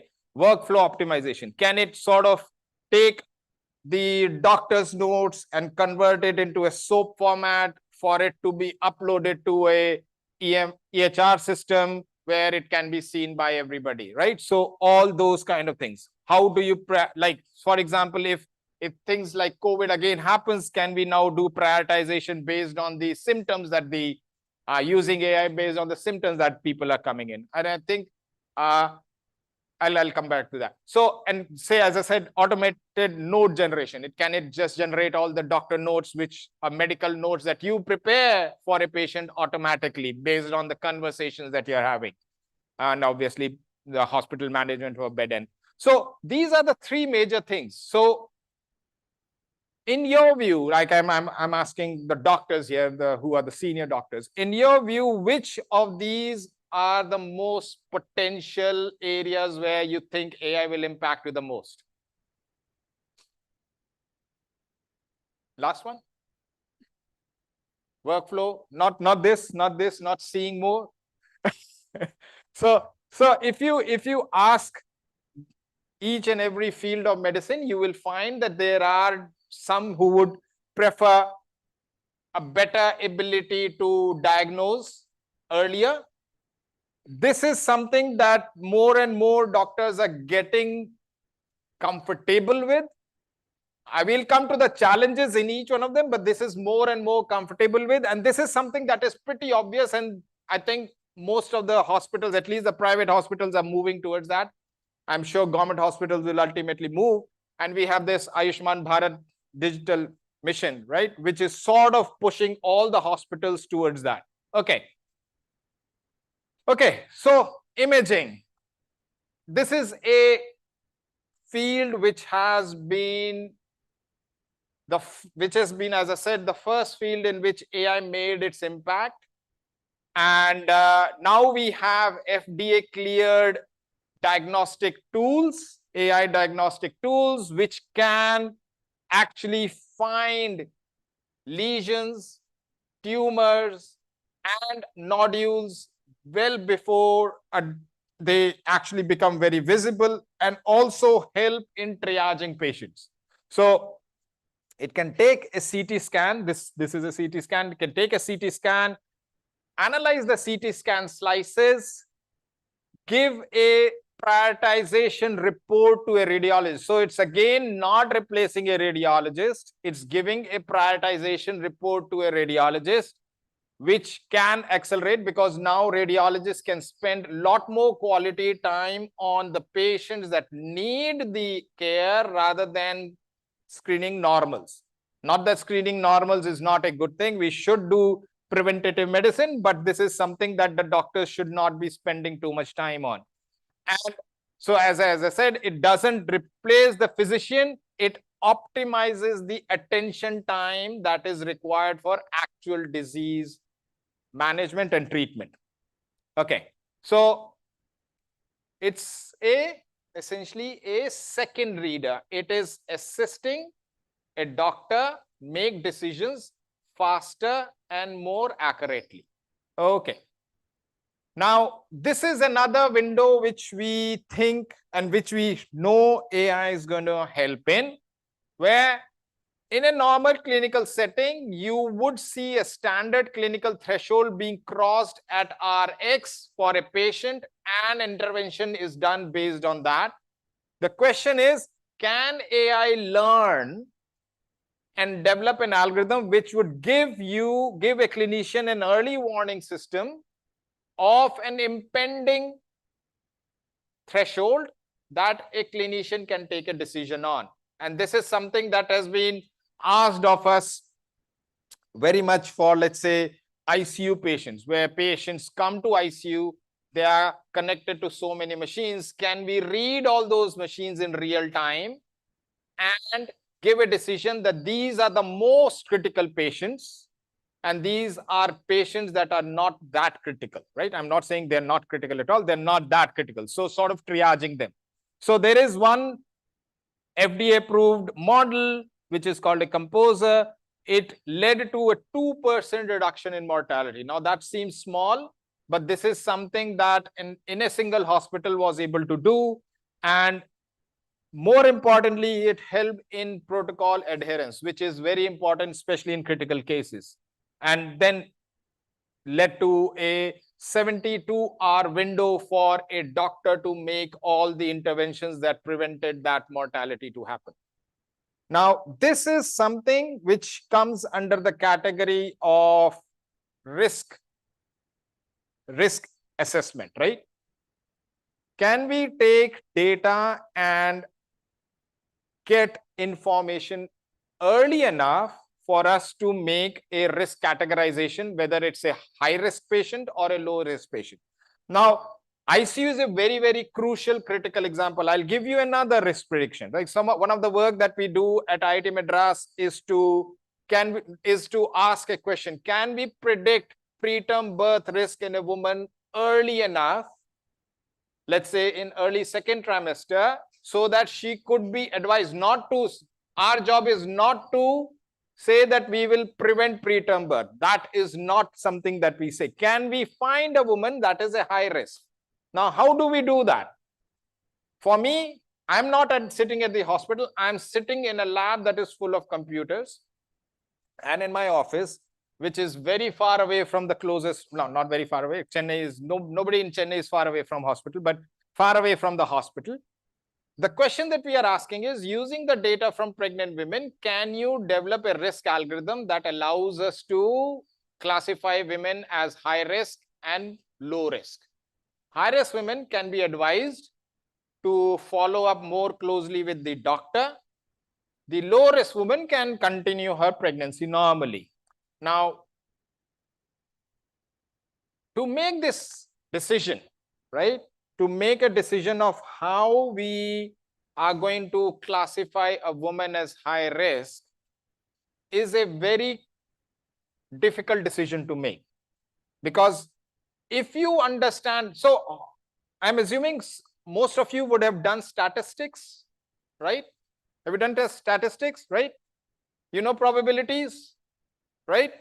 Now, there's a multiplicative rule in probability, right? When you have a probability of an event happening as P, another event happening as Q, both the events happening is P multiplied by Q, right? So now if you're looking at a multi-dimensional data, which most of the medicine is, and you have probabilities of each of the event happening, maybe in conjunction, dependent on each other. So we are not even assuming dependence right now. Let's say they are all independent events. The total probability will be the multiplication of product of all those probabilities, right? Now the question therefore for us becomes, if I were to take an event A happening and that event A is dependent on, let's say, 5 variables, each of the variable has a probability of risk and low risk or high risk, the total probability of that event happening would be this much. Now that is an easy thing to do, but that is not how things work in medicine, right? Most of the data that we collect, meaning you doctors will collect, will be interdependent data. They won't be like independent things, right? So, so when I'm making a model, I'm assuming they are all independent. When you are collecting the data with the mindset that these are dependent variables, therefore I am collecting these data, right? If you know, let's say, for example, in preterm birth risk, one clear case is if there is a previous preterm, you are a high risk, right? If your age is above a threshold, you are a high risk, right? Sometimes your previous obstetric history can be a confounding factor. These are all related, but we are taking them as individual factors. We are not taking them as dependent factors. So when I'm developing a algorithm that gives me an early warning, this is essentially what we are trying to do in preterm risk assessment. It is actually very hard, but also very sort of, I would say, erroneous for us. Because as I said, I am looking at it as independent thing. So I'll say, okay, when I use these features, I'll get a risk score of, let's say my threshold is 1 to 10 risk, 10 being the highest risk, 1 being the lowest risk. I give a score of 7, let's say. Now, when I give a score of 7, I am saying that there is a 70% chance this woman will have preterm birth. Now, that is for me, a low score, right? Because what I'm essentially saying, 30%, I don't even know why it is going to happen, but it's going to happen, right? Or 30%, I'm not even sure whether preterm will happen or not.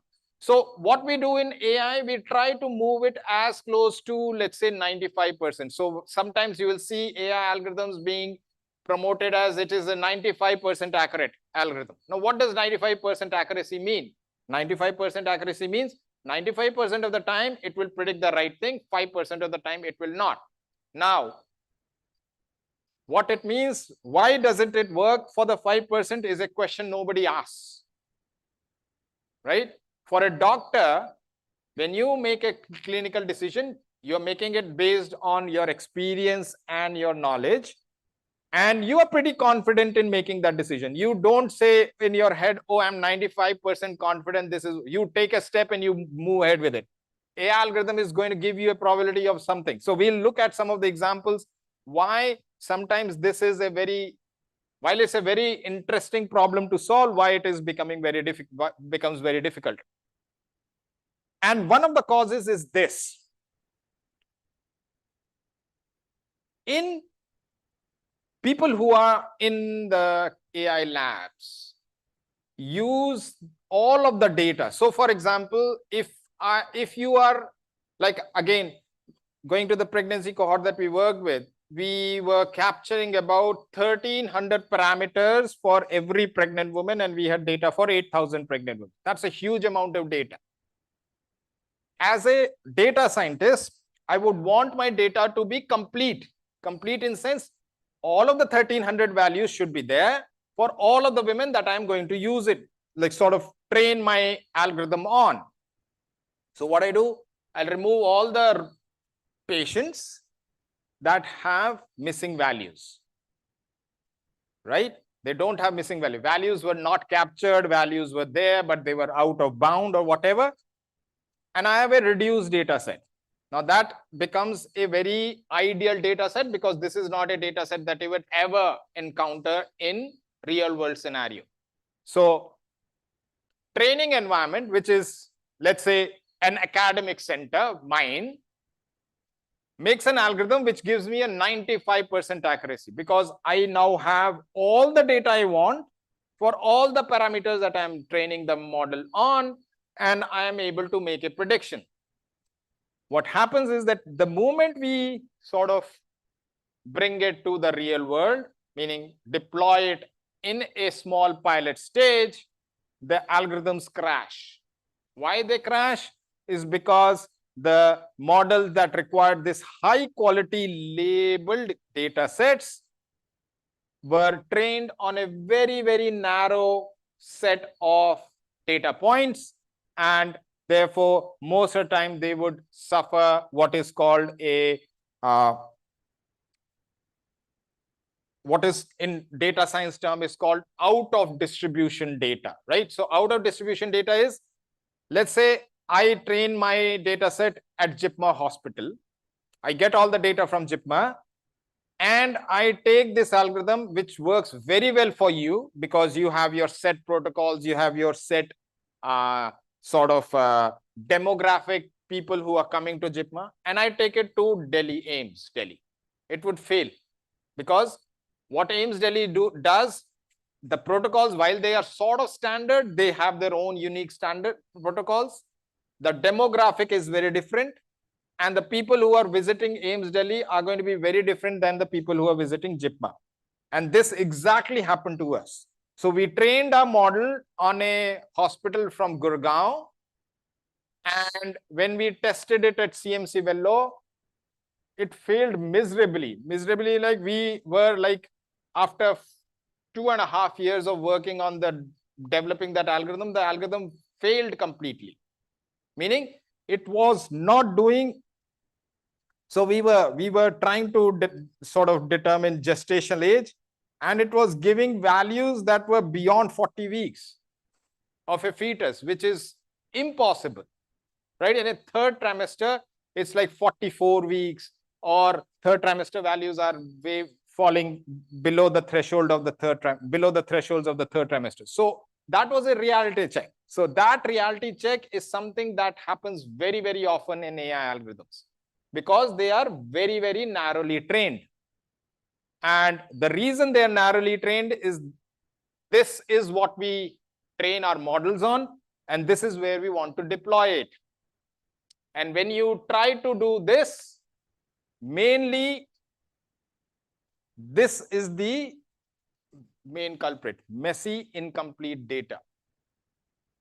And because model wants, it's like saying, it's like a small kid saying, if you give me all these books, all these guides, I'll score an A grade in 10th board.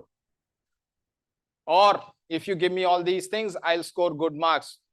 The parents don't give one thing and the kid fails, blames that and that missing thing to sort of say, shirk away from the responsibility that they didn't prepare. And that's exactly what we see, that generalizability becomes a big failure for majority of the AI algorithms. And this is true because majority of the time when we are looking at algorithms that are developed in Western world, I'm talking about Western world as Europe and US, and we and companies that are promoting those algorithms bring to India saying this, come to you as a doctor saying, this is an algorithm that has been shown to work very well in US and has saved millions of dollars for the doctors, right? You just deploy this. Won't work because whatever training data they were using in US was very different than what we have here. We know very well that Caucasian populations are very different from us. So that's the biggest difference. And if you're talking, let's say, talking about metabolic disorders, our diets are completely different. Our genetics are completely different. So apart from the fact that there is a performance gap within a country, even when you're trying to bring it across countries, or for a country like India from north to south, that's also a challenge. Okay. Okay, this is the, I think I'll ask the doctors. So if somebody comes to you as saying that this is an algorithm that works and identifies risk for a particular disease and has been shown to work in India across the systems with almost 98% accuracy. So would you, as a doctor, completely trust what the algorithm is telling you as a positive case or a negative case, or would you use it to sort of support your decision? So there are two questions to it. Would you use that as an only, let's say you are very busy, you don't have time to look at the 100 patients that are sitting. You use this AI algorithm sort of removes almost 80% of the patients or 80 patients from your view because they have been determined as normals for you. So you really don't have, you just have to write a standard saying check after 1 year, right? For the 20 patients that are there, you are going to determine whether the algorithm will tell you that they are high risk. For, let's say we are determining cancer risk, breast cancer risk. These are mammograms you're doing. How would you trust that? Or would you still go ahead asking each and every of the 100 patients whether these patients are going to be thoroughly checked by you? So what would you do? Like, because you're training as doctors, so what is your training? What does the training allow you to sort of trust the algorithm, or does the training ask you to go by the evidence that you have gathered and you have seen to make a decision? How many of you would make a decision based on the evidence that you have seen rather than looking at this black box and saying, oh, the black box is saying this is an oracle. Oracle says, like, have you seen Matrix? I don't know if you've seen, you're too young to see Matrix, right? Oracle says that you are Neo, so you are Neo, right? So would you trust a black box algorithm, or would you trust your own evidences? Own evidences, right? So this is useless for you, right? Even though the company or this researcher who came to you saying, oh, please use this works wonders. The reason why you will sort of not trust this is what is called the interpretability gap. So for a AI algorithm, there are two things that we want it to do. First is explain why it made that decision. When you're calling a patient as a high-risk patient, why did you call it a high-risk patient? Explain it, right? If I ask you as a doctor, and this is what you are being trained for, is that when a patient asks you, ma'am or sir, why are you calling me? Why are you saying to me that I have this disease? You will enumerate a few things that made you make that decision. Here, there is nothing that you can actually use to make that decision. Second point is interpretability. So there are two things. One is, so while it sort of looks, both are synonyms, explainability and interpretability, right? Explain yourself, interpret it yourself, right? But they are slightly very, very different for a computer model. Explainability is asking the model, tell me why you made that decision. Interpretability is a higher order thing where you're asking the model to tell why you made that decision, right? Two different things, how you made the decision and why you made the decision. And therefore, when something is input to this and it terms at high risk and there's an interpretability and explainability gap, the trust in doctors is very, very low. Usually doctors, most of the good doctors will not use that model. But if you have high interpretability, and this is the harder problem to solve, that the model is telling, okay, the reason I'm calling this as a risk, high risk, or I'm calling this out is because, let's say in this case, there's a dropping BP, elevated lactate, exactly what you do to make your decisions. So if we can make models, and we haven't really been able to make those granular models, where actually you see the model making the same decisions as you would make as if it was replacing you. Now that's a scary part, because that means the model can replace the doctor, but still it won't have all these values until and unless you input into them. But this is what is called transparent clinical reasoning, where it says that while these two were, so one of the things that without going to the sort of the computational details, when two sort of decision points, or two what I would call nodes, right, A and B are connected, that's called an edge. Two nodes are the two nodes. So for example, Pondicherry and Chennai, right, there are two ways to come to Pondicherry from Chennai. One is through ECR, one is through Thindavan, right? Two ways. Now, which is the most common way? Most likely ECR. And I'm sure it will become the most common way once it becomes 4-lane, right? Now, if I were to measure the amount of traffic between Chennai and Pondicherry, I would say the amount of traffic on the ECR is higher for Pondicherry than it through the other route. So this is called weights for the edge. A decision which has the edge which has a higher weight makes it more confident decision. So if a decision is being made on these two parameters, to call it a high risk, a reasoning model should be able to say that I made a decision because I saw elevated lactate and I saw higher BP. And these two were the factors for me to make a call that I made a call. And because of your training, you would also sort of would have made the same call. So this sort of gives confidence to a doctor that whatever the model is doing what is called decision based on clinical practice. Here, there is nothing. It's a complete black box. And this is what most of the models are right now. Most of the computer, like AI models, are right now at this stage. Okay. And this is what I'm saying, like disparities through flawed data. Now, data is the most important thing for the model. You have heard the word GIGO. What does GIGO mean? GIGO. What does GIGO mean? Garbage in, garbage out, right? You throw in some data. If it is garbage, it will give you a garbage decision. Now, why we don't promote garbage in, garbage out, but that's what normally happens.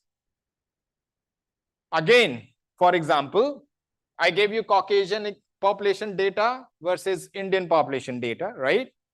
Whatever is trained on Caucasian population, think about the healthcare systems in US versus the healthcare system in India. Or think about healthcare system in Tamil Nadu and Pondicherry and healthcare system in Bihar, right? If you train your model based on the data that you're getting at JIPMER and say, okay, let the patient come, we will check the blood pressure, we'll do the complete blood profile, we'll do an X-ray, we probably do a CT scan and make a call. And you develop an algorithm model which works brilliantly for you at JIPMER. You want to now deploy it in Bihar. No CT scan, maybe an X-ray, blood profile, maybe it will give you something, maybe after like 5 days or 10 days, and you don't have other things that you have collected here. Model will try to do something with that, but it will not be able to do much with it. So this one, non-representative training data, is a challenge that we face. And this is more amplified in India than anywhere else in the world, because if you look at majority of the countries, I'm not talking about all the countries, majority of the countries, if you think about it, the populations are very homogeneous. In sense, whole of Europe is essentially a large interbreeding group. When I say large interbreeding group, there is no sort of geographical boundaries don't really define marriages there. India, on the other hand, is a very, very unique country. You know how many populations are there in India? India is one population, right? One nation, one population. But how many states are different? How many populations are there? Any idea? What number?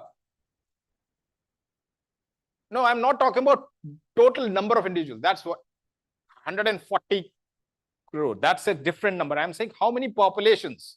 When I say Caucasian population, when I say Tamil population, when I say Chhattisgarh population, are these populations? Or so what I'm asking is how many genetically different populations are there in India? Any idea of the number? 100, 10, 20, like number of states? How many states are there? 29 states, I think, these days, or 31 states. I have no idea. I've lost track. But that number of states, is that the populations, like different populations? So genetically and linguistically, if we try to determine the number of populations in India, is 4,600. Right? What does that mean? That means either you build AI algorithms for each one of the populations because they are different. That's why we are calling them populations. So when you are trying to make a representative training data set, it is practically impossible to do that in India, right? Because of all the issues. So we'll say, okay, we'll take the South Indian population and then learn from whole of South India and maybe deploy it somewhere else. So that's the non-representative data. Now, healthcare disparities are sometimes that are actually also very amplified in India, because if you look at healthcare systems in India, marginalized people don't really have any healthcare. And we always, you as doctors, and Dr. Sivarajani was also alluding to that, will struggle with that. But if you are developing algorithms that are only going to be dependent on the individuals that can get good healthcare access, your algorithms will be very, very limited and will not be able to deploy it India-wide. This is a classical case. This biased algorithm predictions are the two classical cases. So there's a very famous example where a cardiac risk score algorithm was made in US. It was FDA approved, and it would tell what is the risk of getting a cardiac arrest within the 5 years. And it was approved and was deployed in lots of hospitals who were working very well. But after 10 years, what people realized was that it was predicting the cardiac risk for male patients very accurately, but women were actually having an event much, much before than the predicted period. And so to understand that, what they did, scientists did, they looked at the data which was used, and what they found was absolutely criminal. The only data that was used to train that algorithm was the male data. Females were unrepresented, 0 females in that, and therefore obviously it was making good predictions for males and no predictions or absolutely erroneous predictions for females. So this is called biased algorithmic predictions. It's not the problem of the model, it's the problem which was put in the model, right? The input that was in the model. This is also true, and because majority of the work has been done in Caucasian, unfortunately, so the examples are there as well. Black patients, like African-American patients, suffer more because of wrong predictions than white Caucasian patients, because majority of the healthcare access is geared towards white Caucasian people rather than towards African American. So underrepresented groups have the highest case of misdiagnosis because they are never seen by the model. Never ever we know why they are getting that disease. Therefore, we never learn from that. We never get any data from a unrepresented group. Okay. So the final challenge that many algorithms face is all of you sitting in this room. First, if the algorithm keeps on triggering as a positive case for you, right? You have 100 patients outside, you input the data, you are asking them to fill some survey while they're waiting in the waiting room, and the algorithm is pre-analyzing the data to give you a score, who to see, who not to see. And algorithm is in abundance of caution saying majority of the patients you need to see. And the patient walks in, you ask few questions, the same questions that they were filled by the patient outside, you ask the same questions and you determine it's a false positive. So if a poorly calibrated false positive algorithm is there, where it's just being safe, right? Let me not make a call on life and death. Let me just let the doctor decide. These are the algorithms that are being actually marketed. So let me just let the doctor make a call. I'll just sit there outside with some fancy tablet for people to fill in. That would look very, very cool. It will look like a modern hospital that, yeah, they are collecting the data.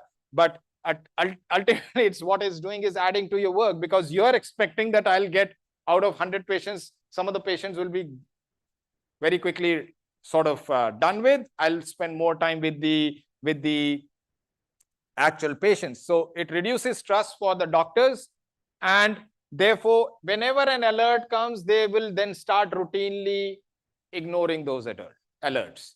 And that causes a lot more problems in the trust issue. So one of the experiments that surveys we are doing, and this is we are doing with a couple of hospitals, is to ask doctors like you, senior doctors as well as doctors in training, how much trust do you have on AI algorithms?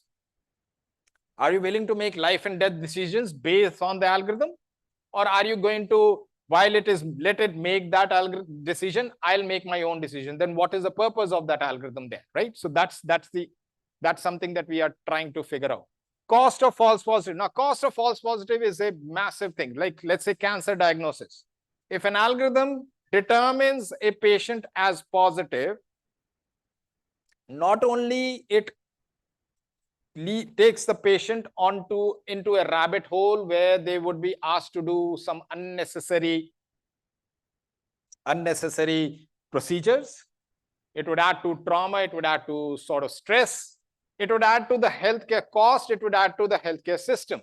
So cost of false positives is something that we are always very worried about. And this is something that why majority of the algorithms, when they are deployed, usually lose traction with the hospital within a few months, because by word of mouth, they will say, oh, this clinic uses this, and it just sends out some false reports. And I went there and the other second opinion said I was all fine, right? So that's the other thing. And obviously we have regulatory imbalance. So radiology has the majority of the FDA approved algorithms because it's a sort of more trainable, whereas any other like pathology is only 3. So that's the other imbalance. So when you sort of look at all of these cases, right, I'm sort of painting a very grim picture for AI. The reason I'm painting a grim picture is because I want you to be cautious enough to how much to trust the AI.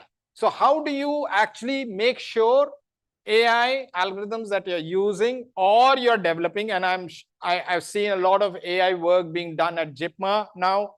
How do you sort of elevate these problems? Okay, so this is a sort of a ground truth table, right? You have to have a proper data representation. It should be a demographically diverse data. When I say demographically diverse data, it should not be an algorithm that only works at JIPMER. When we are writing, let's say, I'll give you a very sort of a bold statement. When you are writing for ANRF MedTech program, right?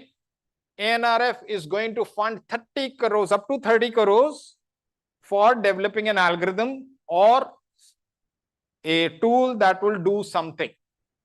When you are doing that and you only capture data from JIPMER and put it in what the government of India has made, what is called an AI Kosh, for it to be used by any hospital for their work. If this is not stated as a sort of disclaimer that all the data was collected from around Puducherry, and as ma'am was saying, it's sort of mislabeling the algorithm, because somebody from north will use this algorithm to do the determinations that you did, and if it is not labeled properly, they would never know that this was a solely JIPMER specific data set. Clinical explainability, there should be, whenever, as I mentioned before, the algorithm should be able to give some indications of why it made that decision and how it made that decision. That is both for the doctors to explain why they are calling out a particular risk, because the algorithm said that, and the algorithm also supported the decision that the doctor made. Now, a question comes that usually we haven't really encountered that yet much in India, but this is something that will happen for sure, is that algorithm is saying, do this. Doctor's own intuition and training is saying, no, don't do this. Right? There are two paths that are there. Who do you trust is the question. We haven't answered that question yet. We are trying to figure out in a survey again from doctors, what will you do if the algorithm tells you completely opposite of what you determined.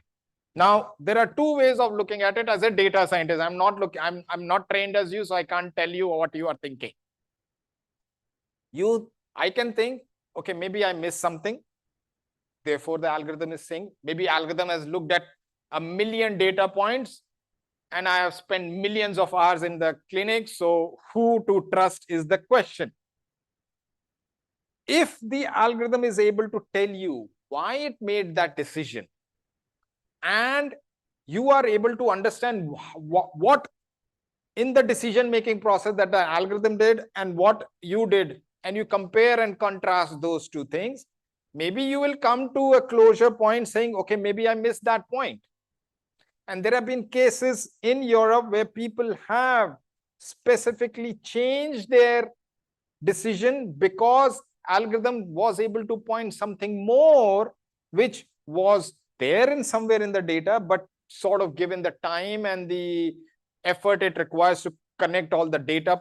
I know human doctors' brains are connecting millions of data points all the time when they're making decisions, but you miss sometimes. And I think that's where clinical reasoning becomes a very important tool for us to do. This is another one. So if an algorithm, and this I've talked to so many, so I work with a lot of OBGYN doctors, and when they're sort of scanning, I say, if my algorithm, which I'm going to tell you, gives you more accurate gestational age of a fetus, but you'll have to spend 5 more minutes per patient, would you take in? They don't even think twice and they say no. I said, why? Because there are 100 women sitting outside. 5 minutes extra means 500 minutes extra. So how do you want me to do that, right? So one of the biggest challenges, especially for Indian healthcare system, I'm not talking about American, right? American healthcare system is different, is how well it is integrated in the workflow.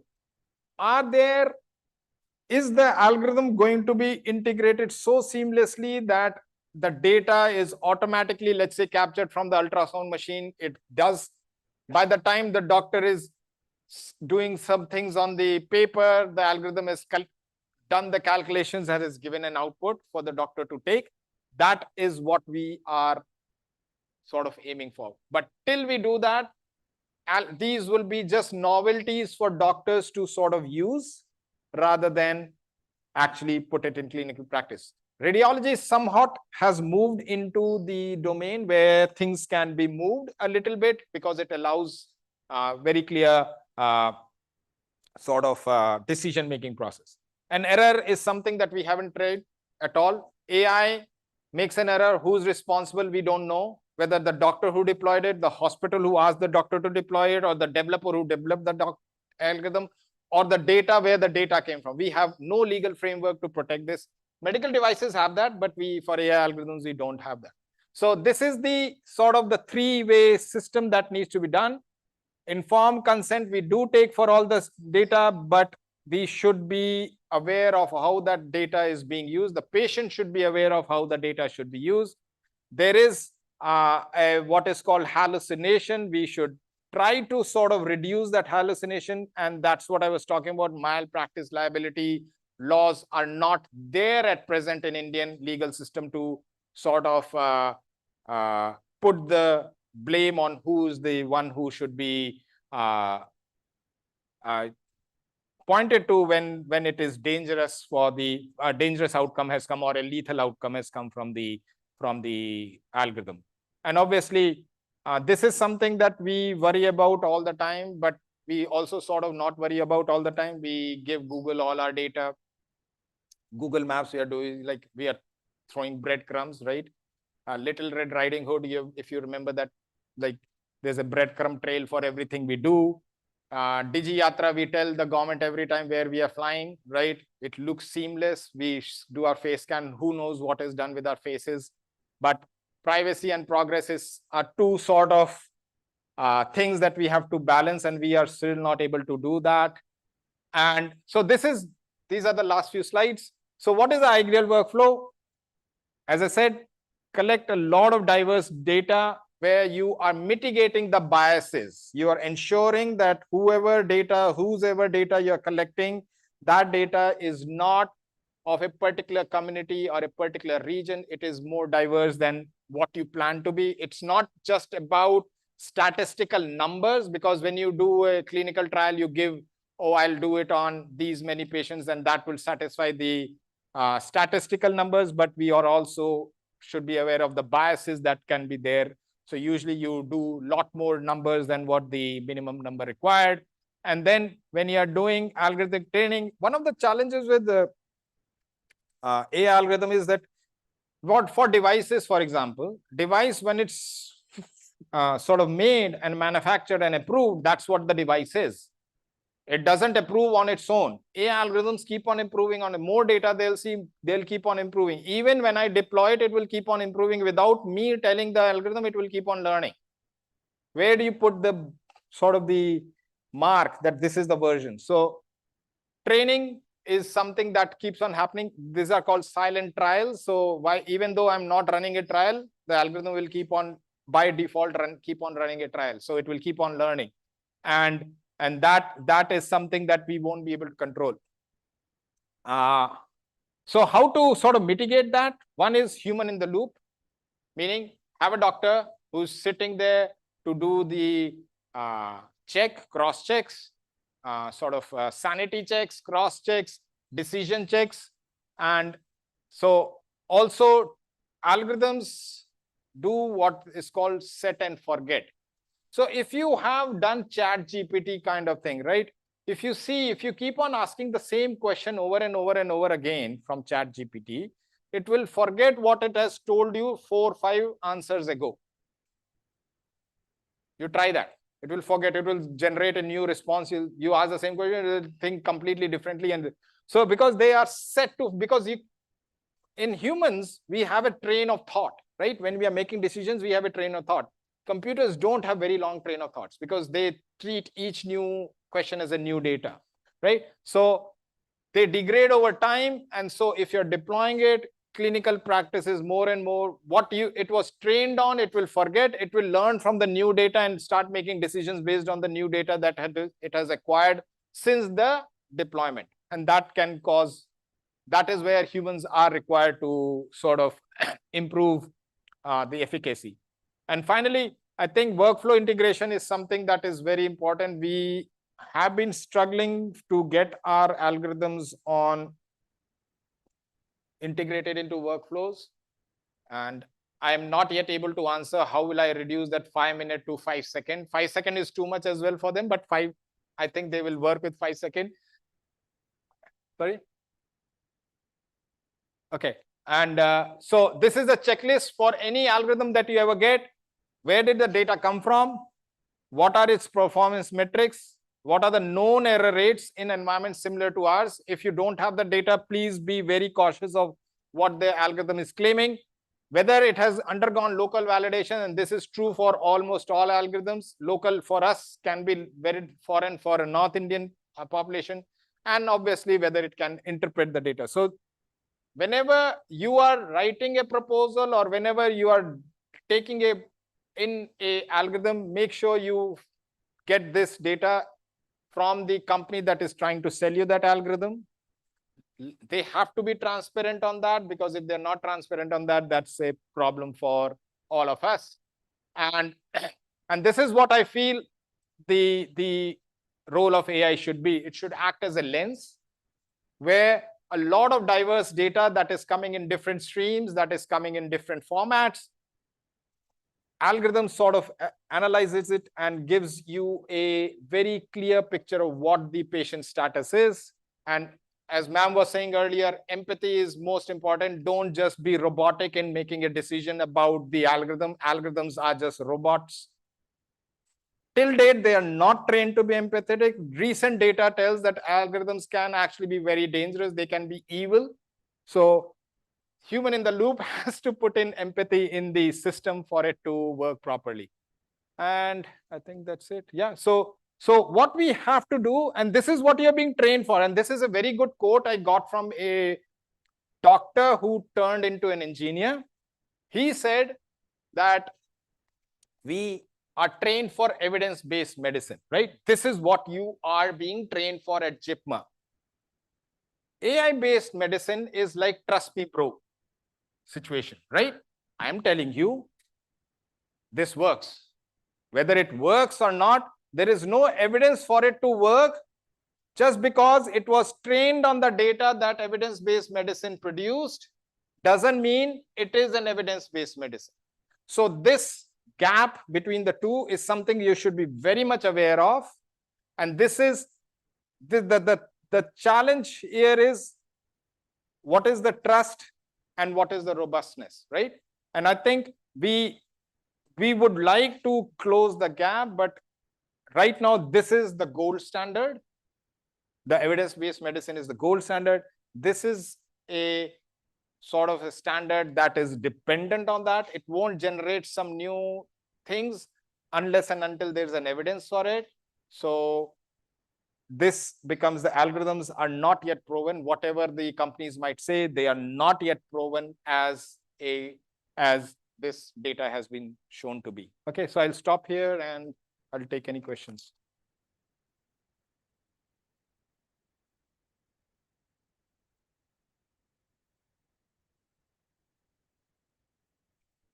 Cool.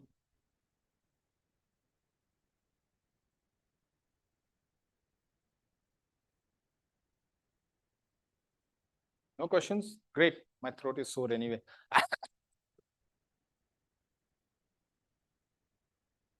Okay, cool. On behalf of everyone present here, I would like to sincerely thank Dr. Sinha for such a wonderful talk on the applications of AI in healthcare. Now, I would like to call upon stage Dr. Sunita, the Professor of Radio Diagnosis, to felicitate Dr. Sinha.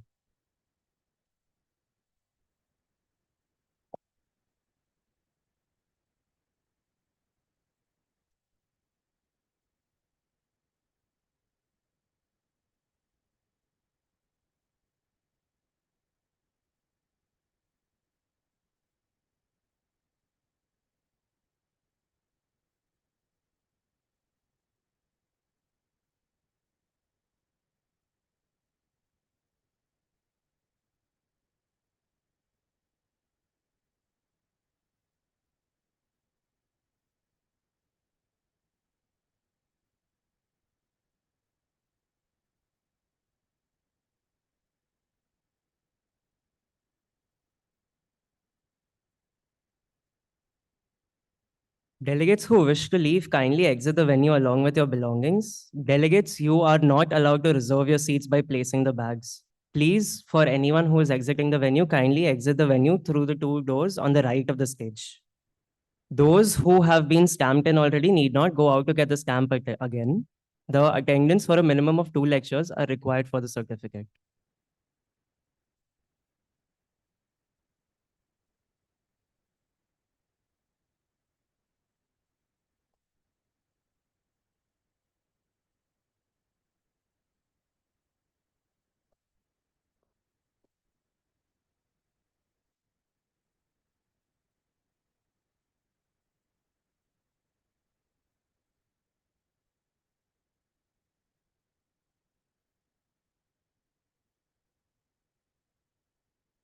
I request the delegates to sit for a moment because the QR code will be displayed on the screen right now.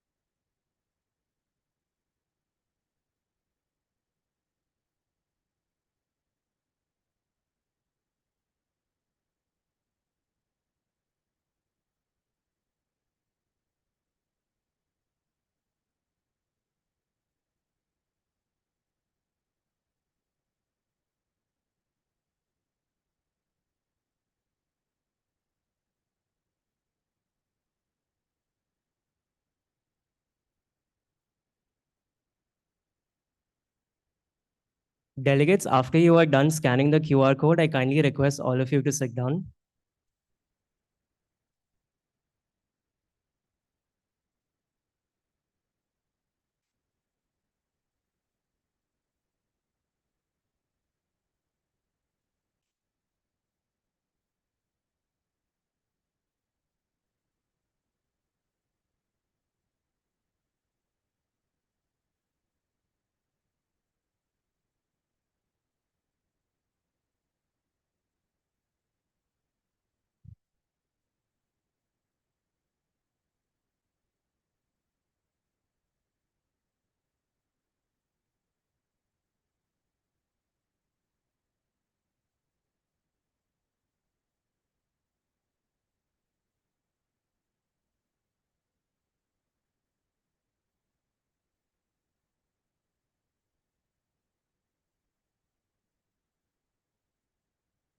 Delegates who have scanned the QR code and filled the Google form, if you wish to leave, you may leave from the right-hand side of the stage. Thank you.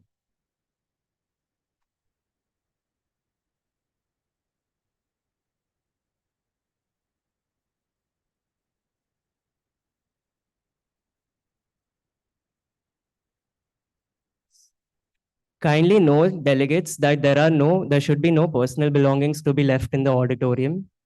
Please ensure you have taken all of your personal belongings. Thank you.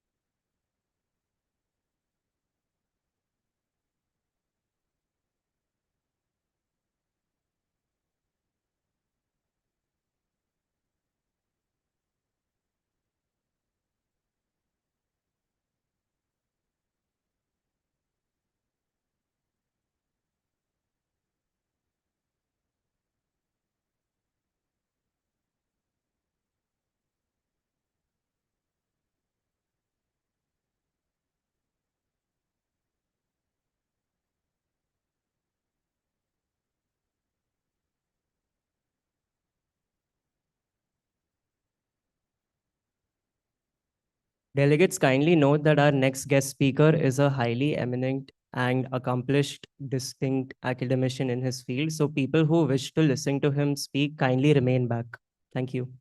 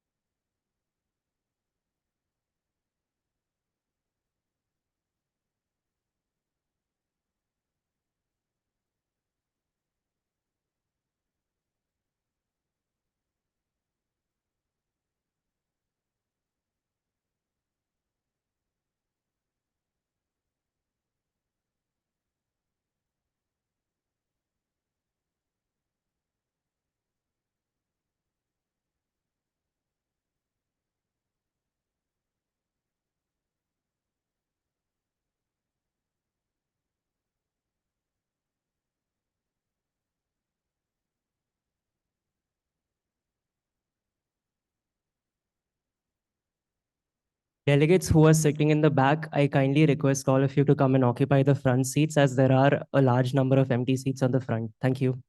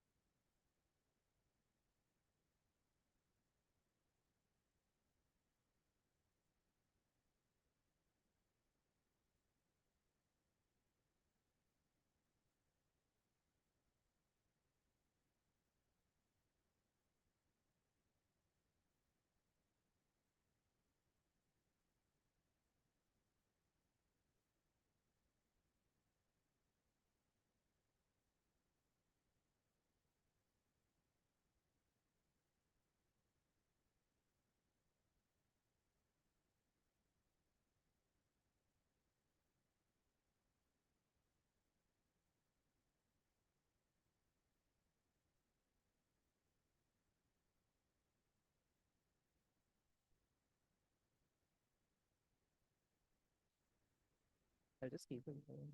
That's fine. I don't want to be- so-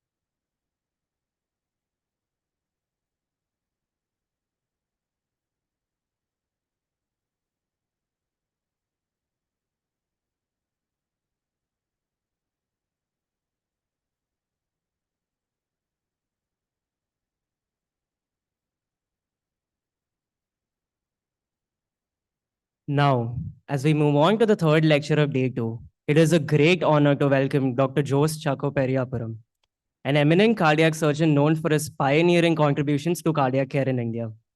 A recipient of the prestigious Padma Bhushan in 2025 and Padma Shri in 2011. Dr. Jos has achieved several historic milestones, including performing the first successful heart retransplant in India and advancing innovative surgical techniques that have improved patient outcomes. Beyond clinical excellence, he is also the founder of the Heart Care Education Foundation, reflecting his deep commitment to making advanced cardiac care accessible even to the underprivileged. His remarkable career continues to inspire generational professionals in healthcare. Ladies and gentlemen, it is my honor to welcome Dr. Jos Chako onto the stage.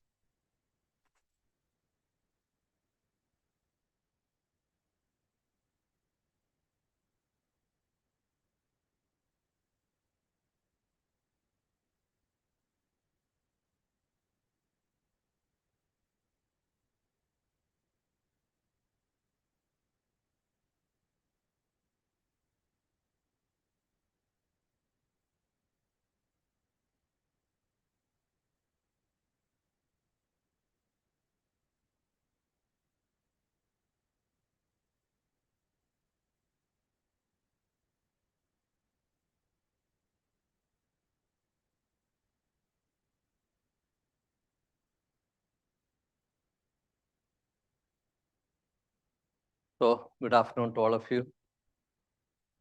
Maybe a little tired after the morning sessions, isn't it?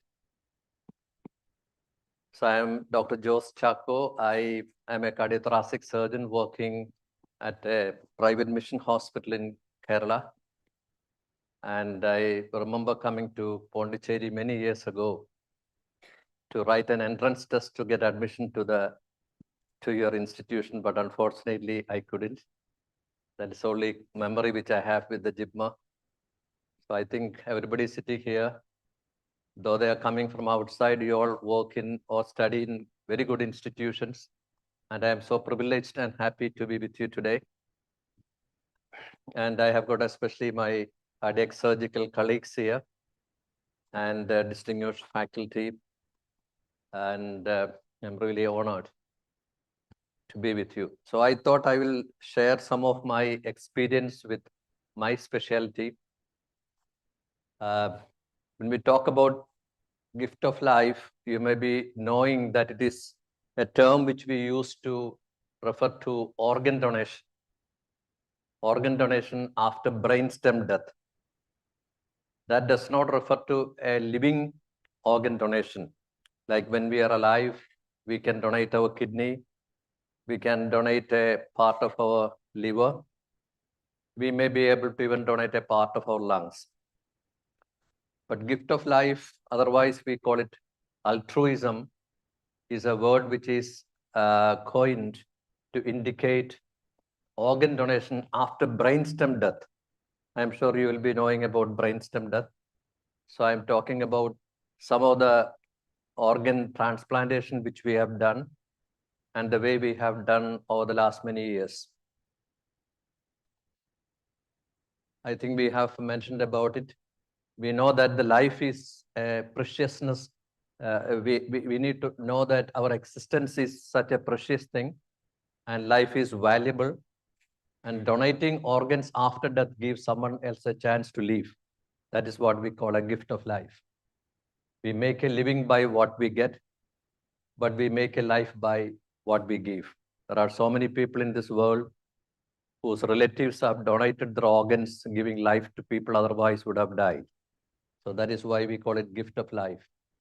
Altruism is a term which we use to indicate donating somebody a possession which is so valuable to you in spite of being at the edge of your loss of life. That is called altruism, a selfless activity. I think previous speaker was talking about empathy. This is much beyond empathy.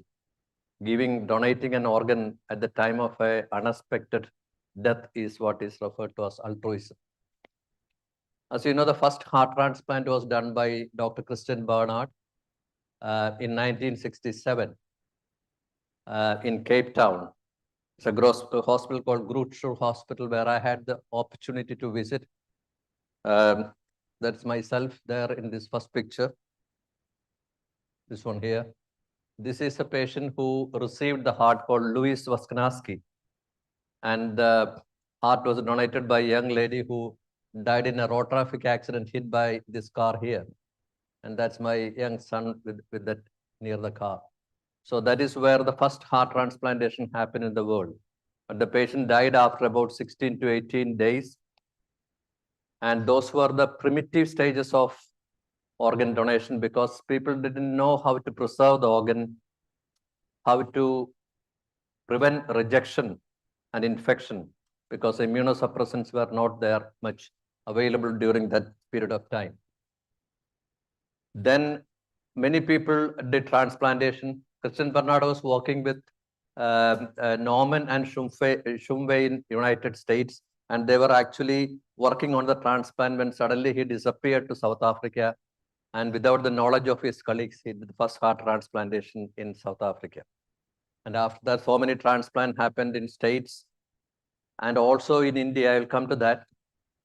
And most of the patients died on the table or just few hours or a few days or few weeks after the surgery.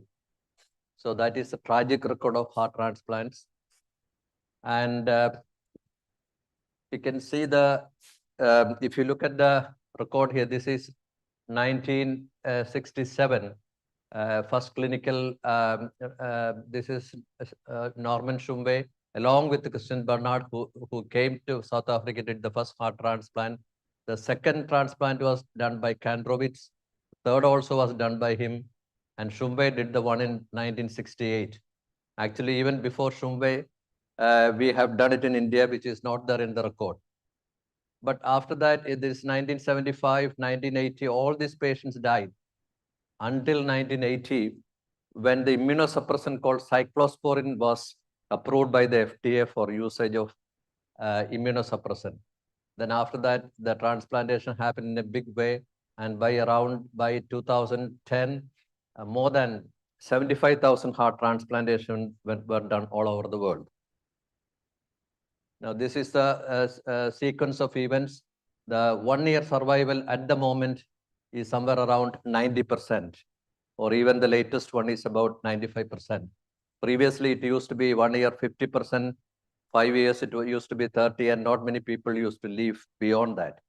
So now with the advances in immunosuppressant, you can see the cyclosporin here approved in 1980, then introduction of mycophenolate, advances in organ preservation and immune suppression and monitoring the infection has really made the result of heart transplantation a huge success by 2010. So then we are coming back to India. This is an article which was written by Dr. Balram Iron in All India Institute, the story of transplantation from Cape Town to Cape Comorin. The heart transplantation in India's journey so far, it is 1968, just few days after the first heart transplant done by Christian Bernard, that Dr. P.K. Sen carried out a heart transplant, but unfortunately, patient died soon after. The first successful heart transplantation that was done by Dr. P. Venugopal in All India Institute of Medical Science. This is P.K. Sen, and this is Dr. Venugopal. Unfortunately, we lost him last year. He did the first heart transplantation in 1994. And that patient was alive for nearly 10 to 15 years. And this is Dr. K.M. Cherian from Madras Medical Mission Hospital in Chennai, very near to you. He is supposed to be one of the most popular pioneers in the thoracic organ transplantation in India. So he did the first heart transplantation in 1995. We should be all aware of rules and regulations pertaining to organ donation in India or anywhere in the world. The Parliament has passed THOA Act, which is Transplantation of Human Organs Act, only in 1995. But Dr. Venugopal got a special permission from, at that time, Prime Minister to do the transplant before the act was passed in the Parliament. After the act was passed by the parliament, Dr. K.M. Cherian was the one to do the first heart transplantation in India. Then he has done the first bilateral lung transplantation, first pediatric heart transplantation, first heart and lung transplantation, all goes to his credit in India.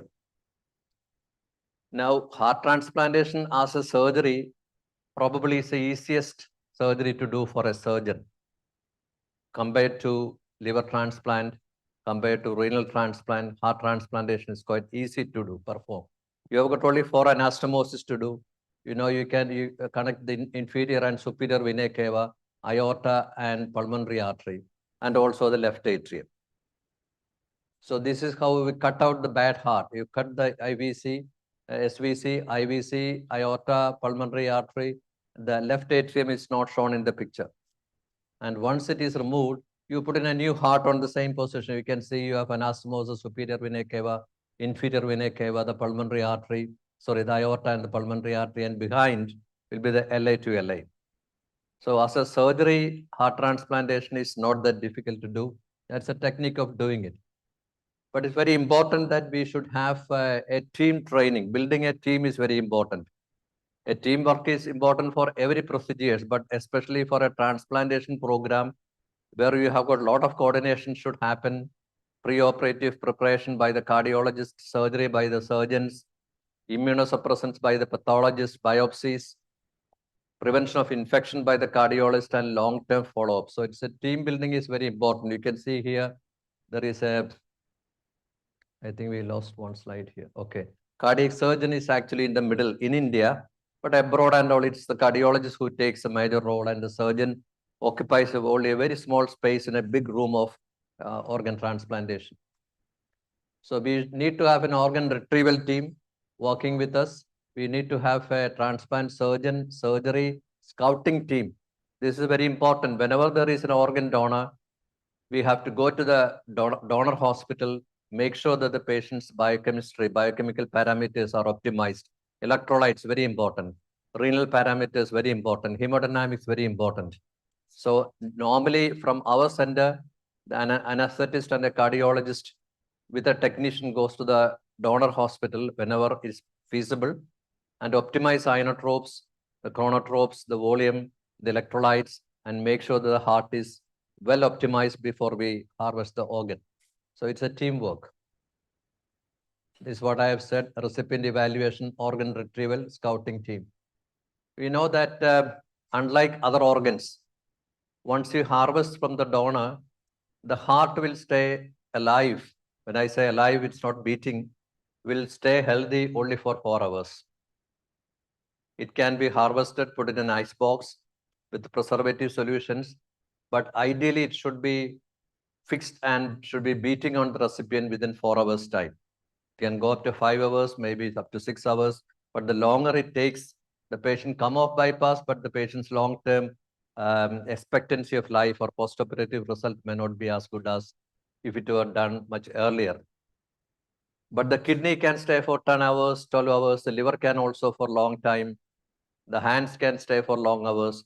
So that is the time, that's the reason why most of the time when we harvest the heart, we bring them over the air by airlifting the heart. But other organs are very seldom airlifted unless you are lifting the organ from one state to another, from faraway places.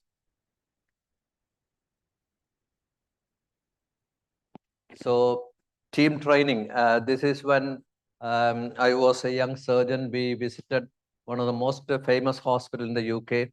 Of course, I was trained in the UK for nearly 10 years before I came back to India. But after that, when we started the heart transplant program, we went back to Papworth Hospital. And this surgeon there is Dr. John Wolwok, with whom our team trained. That's myself and my other team members there. So it's very important to visit centers, see what they are doing as a team, and study maybe once, maybe twice, and then you start doing the procedures back in your institution. That's very important. This is my anesthetist holding the heart in his heart when we went to UK. This is a box which you probably would have seen many times. You know, it's an ice box, simple ice box. The heart is inside. and I am wheeling the heart into the operating theater. That was our designation when we went to Papworth Hospital as observers. Now, when do we do heart transplantation? That we should be aware. Severe heart failure due to any reasons where the life expectancy of the patient is suspected to be less than 1 year. That's one of the indications of heart transplantation. That can be either related to an ischemic heart disease. I'm sure some of the cardiac surgeons sitting here, they would have seen a lot of coronary artery disease where the vessels are not graftable at all. Non-graftable end-stage coronary artery disease. Patients with the cardiomyopathy, especially what we do is dilated cardiomyopathy, DCM we call it, or ischemic cardiomyopathy or hypertrophic cardiomyopathy with intractable arrhythmias, complex congenital heart disease where surgery is not feasible, valvular heart disease with end-stage heart failure where the valve replacement will not give any benefit, and patients who already had transplant whose heart has failed. That's a retransplant. So these are the indications. But what are the contraindications to do transplant? If the recipient has got active infection, if there is an elevated pulmonary vascular resistance, if the PA pressure is very high and it is fixed and not reversible, a heart will not be accepted by the recipient, in which case we may have to go for a heart and lung transplantation. And here we can see the irreversible renal and hepatic failure. As you know that whenever we do an organ transplant, we should make sure that all the other organs are normal. If you are doing a kidney transplantation, we have to make sure the heart is okay, the lung is okay, all organs are okay. So likewise, when you do heart, we should make sure that the renal function is okay. There may be some creatinine rise, which may be reversible. There may be some rise in the liver enzymes because of congestive hepatopathy, but it has to be reversible. And otherwise, we may end up in having trouble postoperatively. Malignancy is a contraindication. Severe peripheral vascular disease, poor lung function, etc. are relative contraindications for heart transplantation. Now, the ideal donor, ideal recipient has to be less than 65 years. We don't want to operate on patients. Obviously, people like Dick Cheney and all underwent heart transplantation at a later age, but generally accepted criterion is the recipient has to be less than 65 years. They should be in end-stage heart failure with all the things. Life expectancy, as I said earlier, is expected to be less than 1 year. There is no other significant systemic disease. Now, the donor criteria, we are talking about the recipient. Ideally, a donor has to be less than 55 years. If the donor is older, there is high possibility that their myocardium may not be good. They may will have coronary artery disease unless we can do an angiogram of the donor and make sure there is no coronary artery disease. So generally, it's better to have a younger heart, as young as possible. The donor has to be, as I said, brainstem death supported on ventilator, preferably a non-smoker. There is no prolonged hypertension. A brief period of cardiac arrest with a CPR or resuscitation doesn't matter because the heart is a very forgiving organ. And if the ECG is normal, if the echo shows that the cardiac pumping is okay, even if a short period of cardiac arrest with resuscitation, we can accept the heart for transplantation. The donor selection contraindication, if the donor is an HIV positive, intractable ventricular arrhythmias, low saturation, previous coronary artery disease, etc., then we should not be accepting the donor heart in such a situation.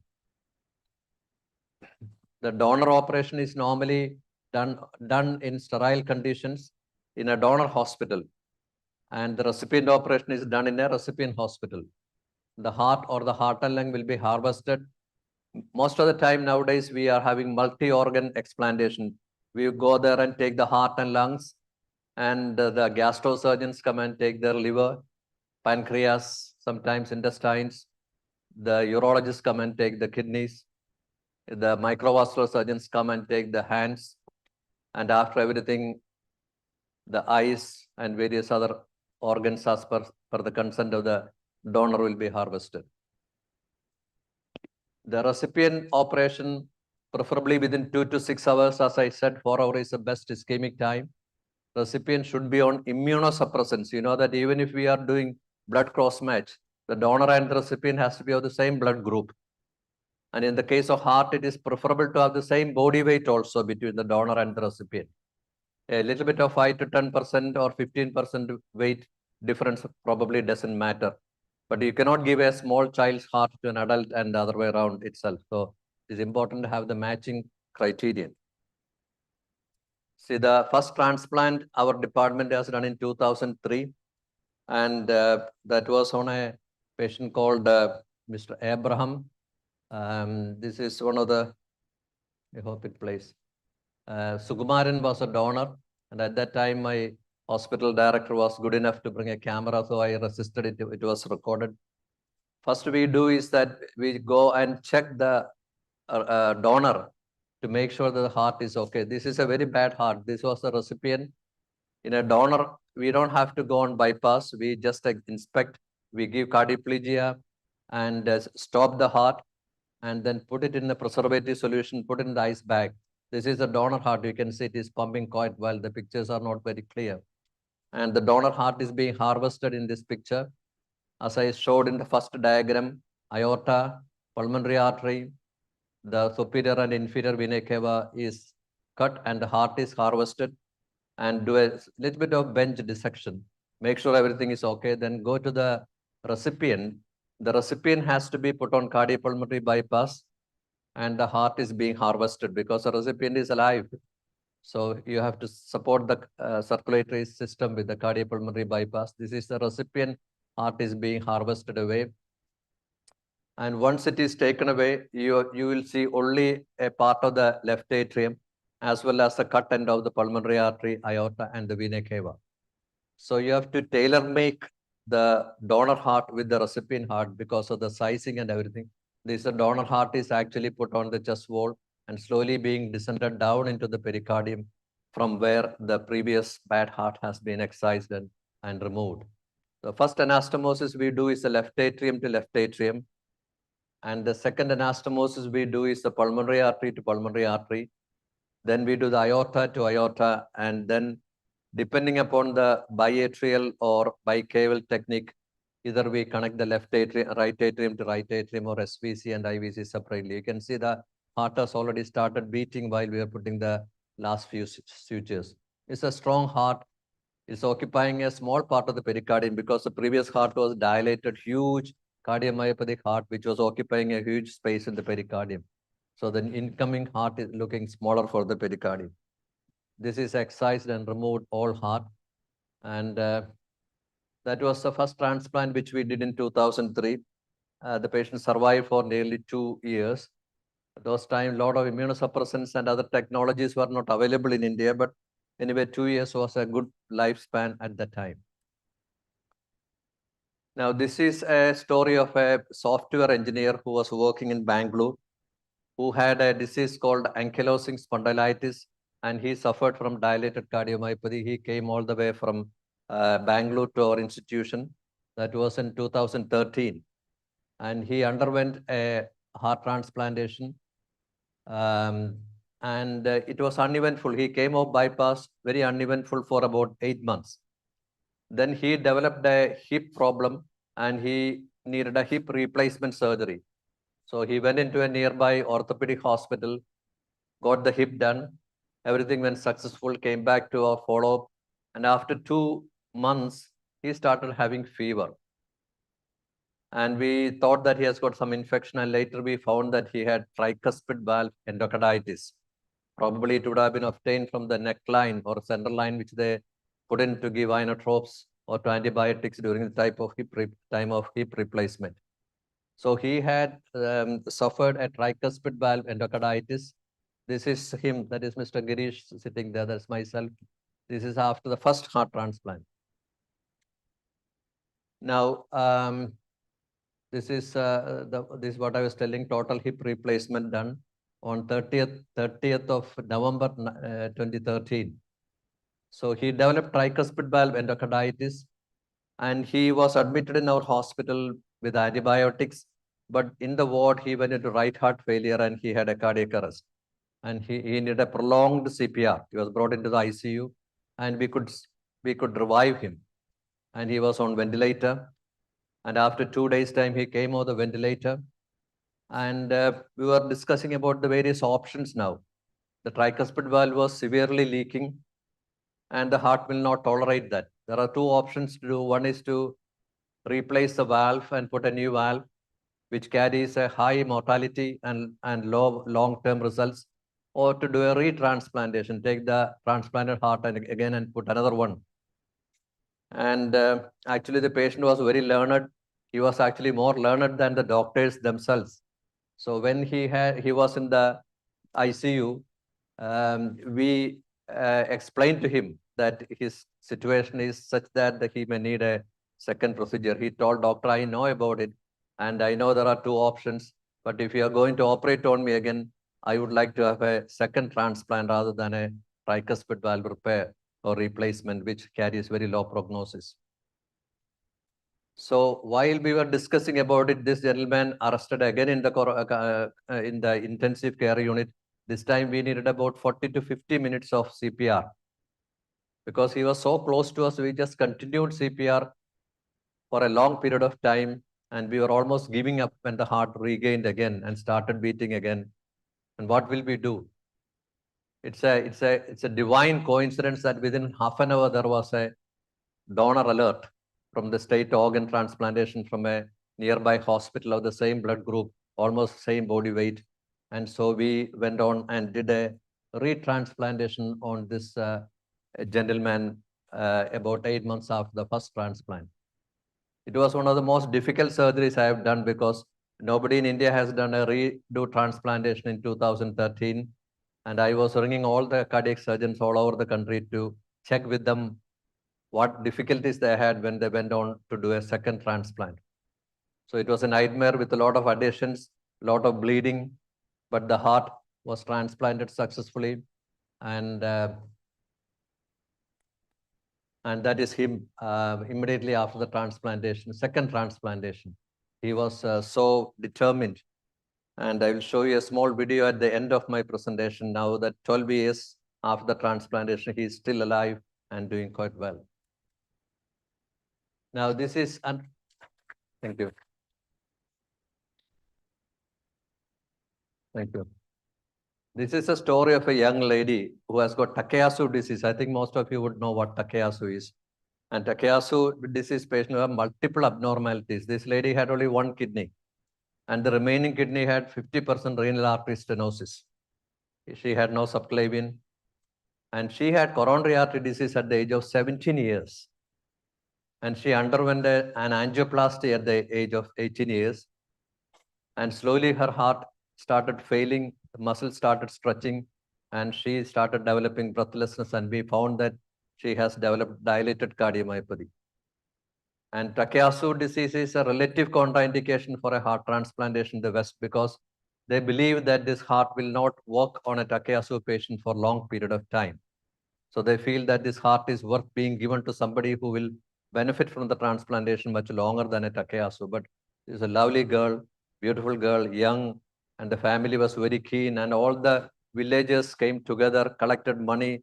All the bus drivers, they ran the bus one day and collected all the collection for her financial help. So we were kind of forced to upload her name for a heart transplantation. So she had a transplantation with a donor heart who was a 45-year-old male who had brainstem death, and it was harvested from Government Medical College, Kottayam. And actually, we had a lot of difficulty in bringing the heart because at 4 o'clock, the heart was harvested. And while we were getting out to the ambulance, the schools were all, the kids were all around the road, and we had to chase the time. 55 minutes, we had to cover about 50 kilometers of distance. And ultimately, we arrived on time and did a transplantation on her, which became very successful. Now, this is a girl who, Shruti is her name, who underwent a transplantation with the Takayasu disease. Now, that happened to be the first Takayasu transplantation in our continent. And she also was quite determined and positive And that is she now at the end of 14 years. You can see how she was transformed into a girl, and she's now looking for a bridegroom for her. Now, against the odds, we had to, a lot of times when the organ alert comes, not everybody will be ready. You need to have a surgeon, you need to have the cardiologist, the anesthetist, the whole team has to be there. And also we have to bring the heart in time to put it within 4 hours or 5 hours. We actually in 2015 had a donor alert from a place called Trivandrum, which is about 5-6 hours by road from Cochin where I work. So at that time, there was a lot of ambulance crashes, accidents and everything on the road because the roads were bad, traffic was heavy. So the ministry was actually thinking about an air ambulance. And that's the time when 46-year-old advocate from Sri Chitra Institute of Medical Sciences had a brainstem death because of the intracranial bleed, and the family was happy to donate his organs.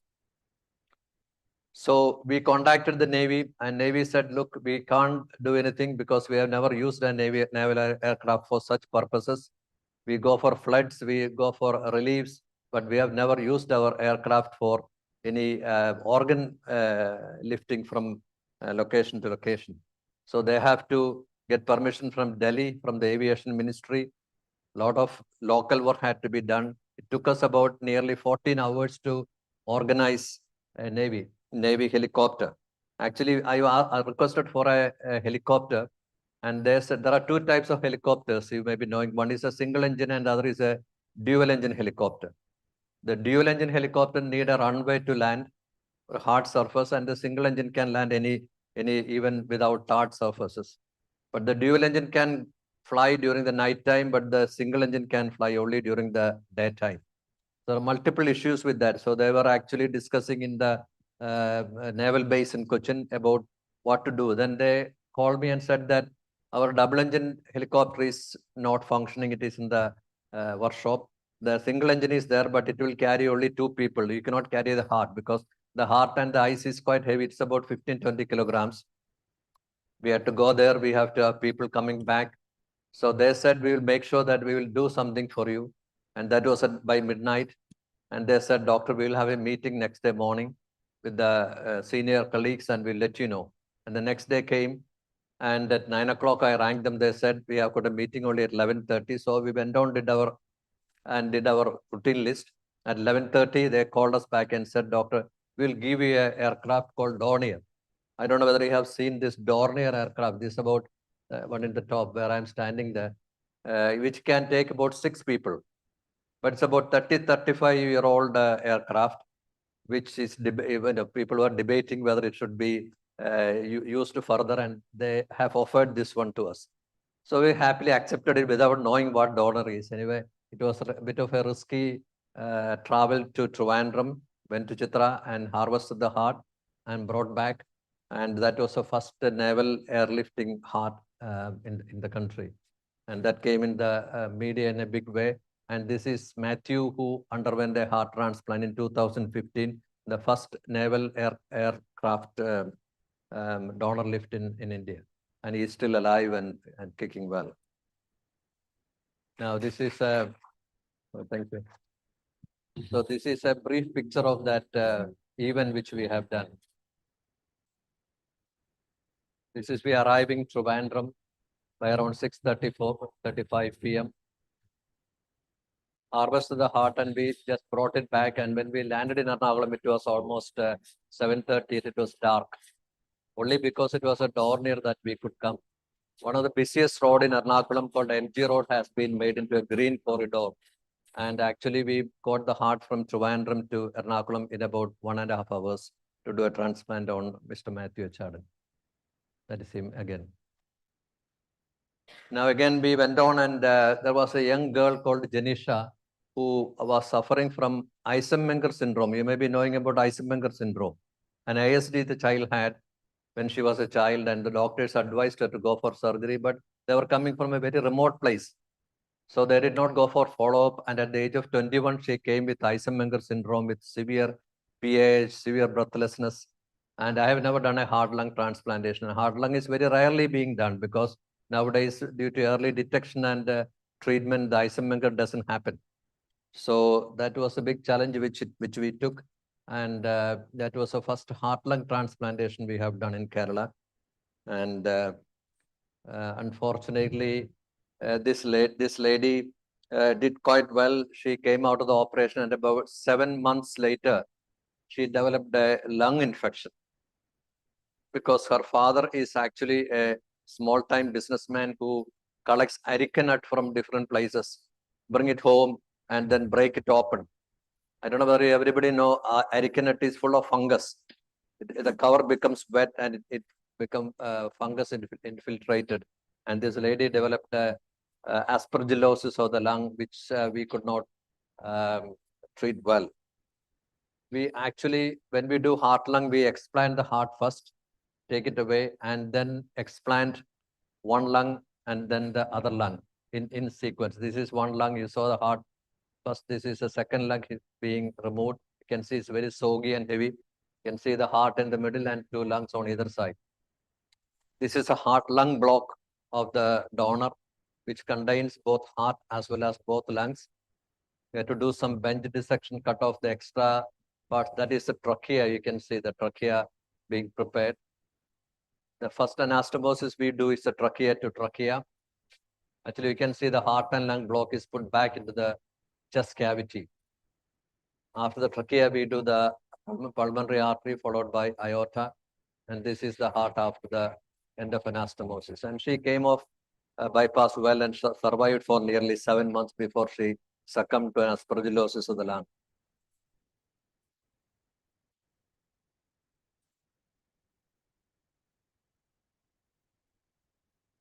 Let's see, extubated.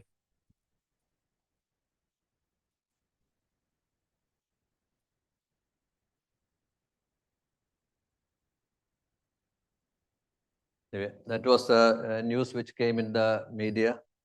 The parents were very happy and the mother was hugging me after the surgery, but unfortunately we couldn't save her for long.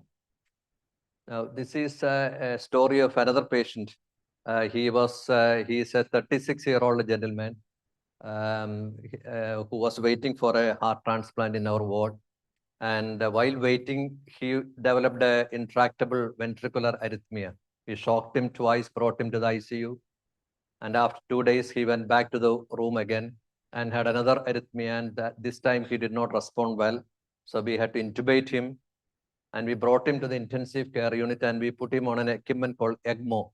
Probably you may be knowing ECMO, extracorporeal membrane oxygenator. ECMO is like a bypass. You can cannulate the femoral artery and the femoral vein and take all the blood away. It has got an oxygenator and a pump, just like our lungs and the heart. And that will sustain. It is called ECMO CPR. You can do CPR by compression, by ventilation. If the patient doesn't respond, you can connect the patient to an ECMO. So he was on ECMO for about 5 days when he developed the complications related to the ECMO, like thrombocytopenia and various other complications. So we changed the ECMO to what we call ventricular assist device, temporary assist device. We used what we call biventricular assist device with an equipment called Centrimag. That is through the chest. You can see all the pipes coming from the chest wall. There'll be one pipe from the right atrium bringing bad blood to the pump, and another one taking it to the pulmonary artery, bypassing the right ventricle. Another one taking blood from the left atrium and pumping it back to the aorta, bypassing the left ventricle. So this biventricular assist device with the 4 tubes coming out from there. And that's him actually after the biventricular assist device, he was taken off the ventilator and he was waiting for the heart. And you can see him doing bicycle exercise, sitting on the chair. But he is on BiVAD still. You can see the pipes coming out, all blood coming around from there. And this is a pump, 2 pumps, right and left ventricle. This left ventricle, this right ventricle. So he was on biventricular assist device for 14 days when he got a heart from a neighboring hospital, and we did transplant on him on the 14th days. And after the transplant, one of the Kerala film actress has come to congratulate him, and he is also still doing very well, almost about 10 years down the line. So there are a lot of other experiences which we have. We had in Kerala a lot of problems with organ donation. There was a lot of social media criticism about brainstem death and checking on the criticizing the authenticity of brainstem death.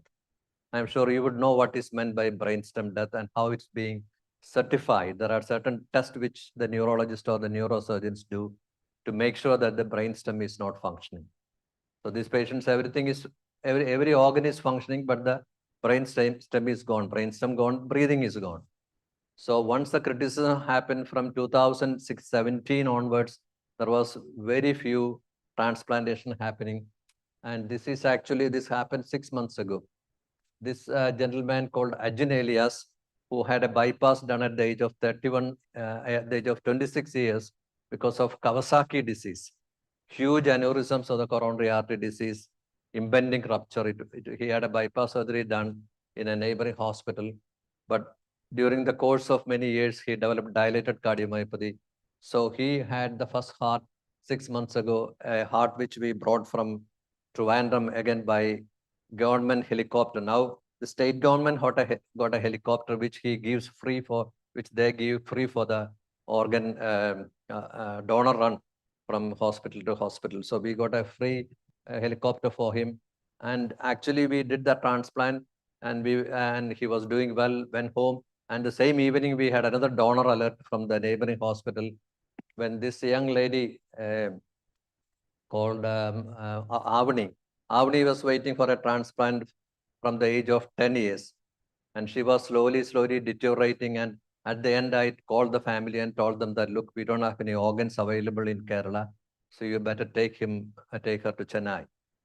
So they didn't have money to come over all the way. So they went to Chitra and they got admitted to the ICU for about a month. And she became so sick, and they were bringing the patient back to the back home from the hospital without any hope. When this donor came and we called them, they suddenly came by Vande Bharat and got the transplant on the very next day. So we had 2 transplantations in a row, one day after another, and both of them are doing extremely well now, 6 months down the line.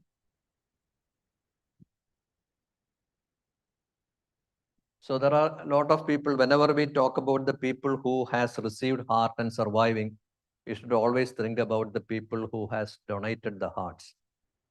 This young boy who was very popular when he was a college student and school student, very socially very active, helpful. And he got married, and that is his son there. So he got a new job near the hospital and near their home in a new supermarket as a manager.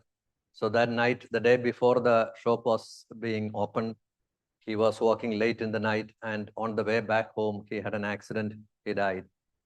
He had a brain death, and his wife has consented to give the heart of her husband, who is now living in a patient who received the heart. So we always think about the act of altruism. That is the caption of my talk also, gift of life.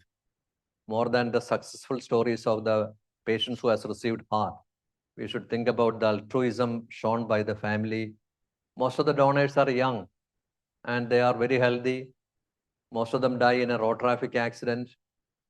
And because they die young, they will have a young wife and 1 or 2 small kids who are in the school. So in spite of all the difficulties, sadness, and the feeling of loss, the family is consenting to give the organ of their beloved one. So that is what we call the act of altruism. So it's picture which came in the newspaper. Once we do the transplant, we have got 2 things to balance in future. One is prevention of rejection. You know, as I told you earlier, same blood group, same body weight, but still the body can reject it. So the recipient need lifelong immunosuppressant. So when you give immunosuppressants, what happens to us? Our body resistance come down and we become susceptible to infections, especially to fungal infections, viral infections, and everything. So we have to balance the dose of the immunosuppressants. Normally we give triple regime immunosuppressant. One is a steroid, One is what we call tacrolimus and the other is mycophenolate. So we have to do the blood levels of the immunosuppressants on a regular basis and adjust the dose accordingly. If the dose becomes higher, their body resistance becomes too low, and they will get different types of infections. So that is a fine balance between the rejection and infection. Is like this man is managing both lions from either side. One is rejection and the other is infection. It's very important to have post-operative follow-up so that you will have a long-term survival of the patient after transplantation. Now, suppose we don't get a heart on the right time. I mentioned that we have put a patient on ECMO and a biventricular assist device. That is all short-term MCS. MCS means mechanical circulatory support. But sometimes the patient doesn't want a heart, patient doesn't tolerate immunosuppressants. We can use a long-term mechanical assist device that is called LVAD. It is a permanent LVAD. This is an LVAD which is it's a diagrammatic picture. It's called HeartMate 3. So it has got it will take blood from the left ventricle, pump it. There is a centrifugal pump, and that will be connected to the aorta, so that the left ventricle will be completely replaced by the LVAD. Previously, when the LVAD was brought into the treatment regime, it was put as a bridge to transplant, just to keep the patient alive. But a lot of people in the West got LVAD, and they were doing quite well. And when a new heart comes, they were bypassed, and other patients got the heart. So they continued with the LVAD, and now the result of LVAD is almost as good as a transplant itself.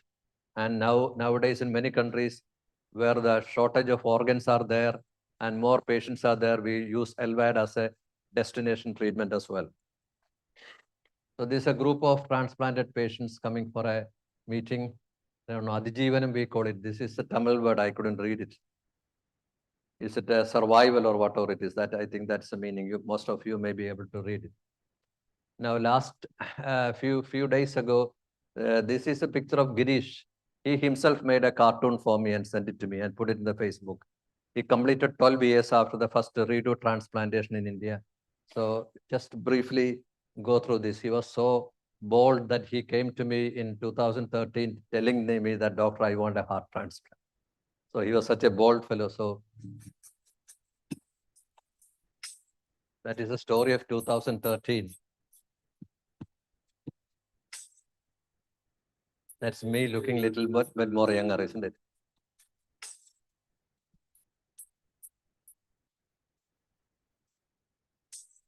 So this is the second time after the heart transplantation, 2014.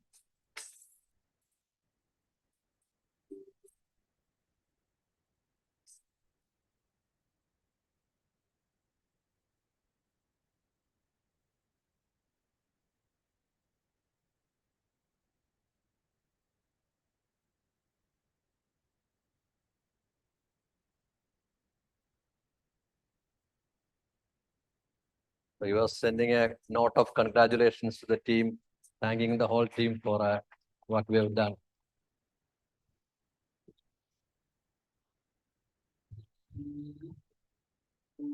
And also every year of his anniversary, he sent us a cake also. And most of the time it's a picture of me and him on the cake as well, engraved. That's the one which he sent this year at the end of 12 years.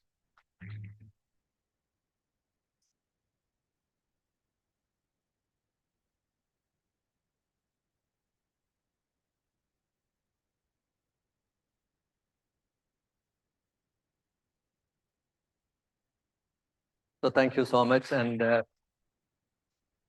I don't really know whether I have given you any information, but I was just sharing our experience with heart transplantation. I'm sure everywhere, all cardiac thoracic surgeons, all surgeons will have so many experience to share with the upcoming doctors. And if any one of you is inspired by the transplant program or giving second birth to somebody's life, I think that fulfill the work which we all do. Thank you very much and wish you all the best in your future. Thank you.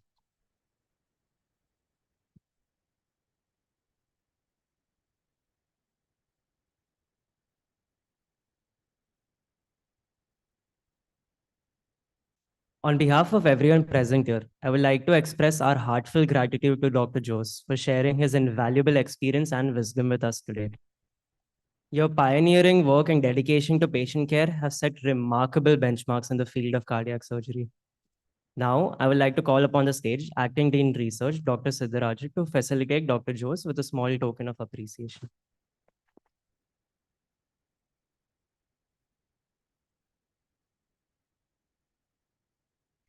Notice that. When Amrita called me, I told that I will come and deliver the talk, but don't give me a memento. Because my house is full of mementos. And my wife was telling last time we have to buy one more flat to keep all these things. So thank you very much for this cute one. Also, thank you for, I'm so privileged to be receiving it from the dean of your institution. So thankful to you. Thank you. Thank you all.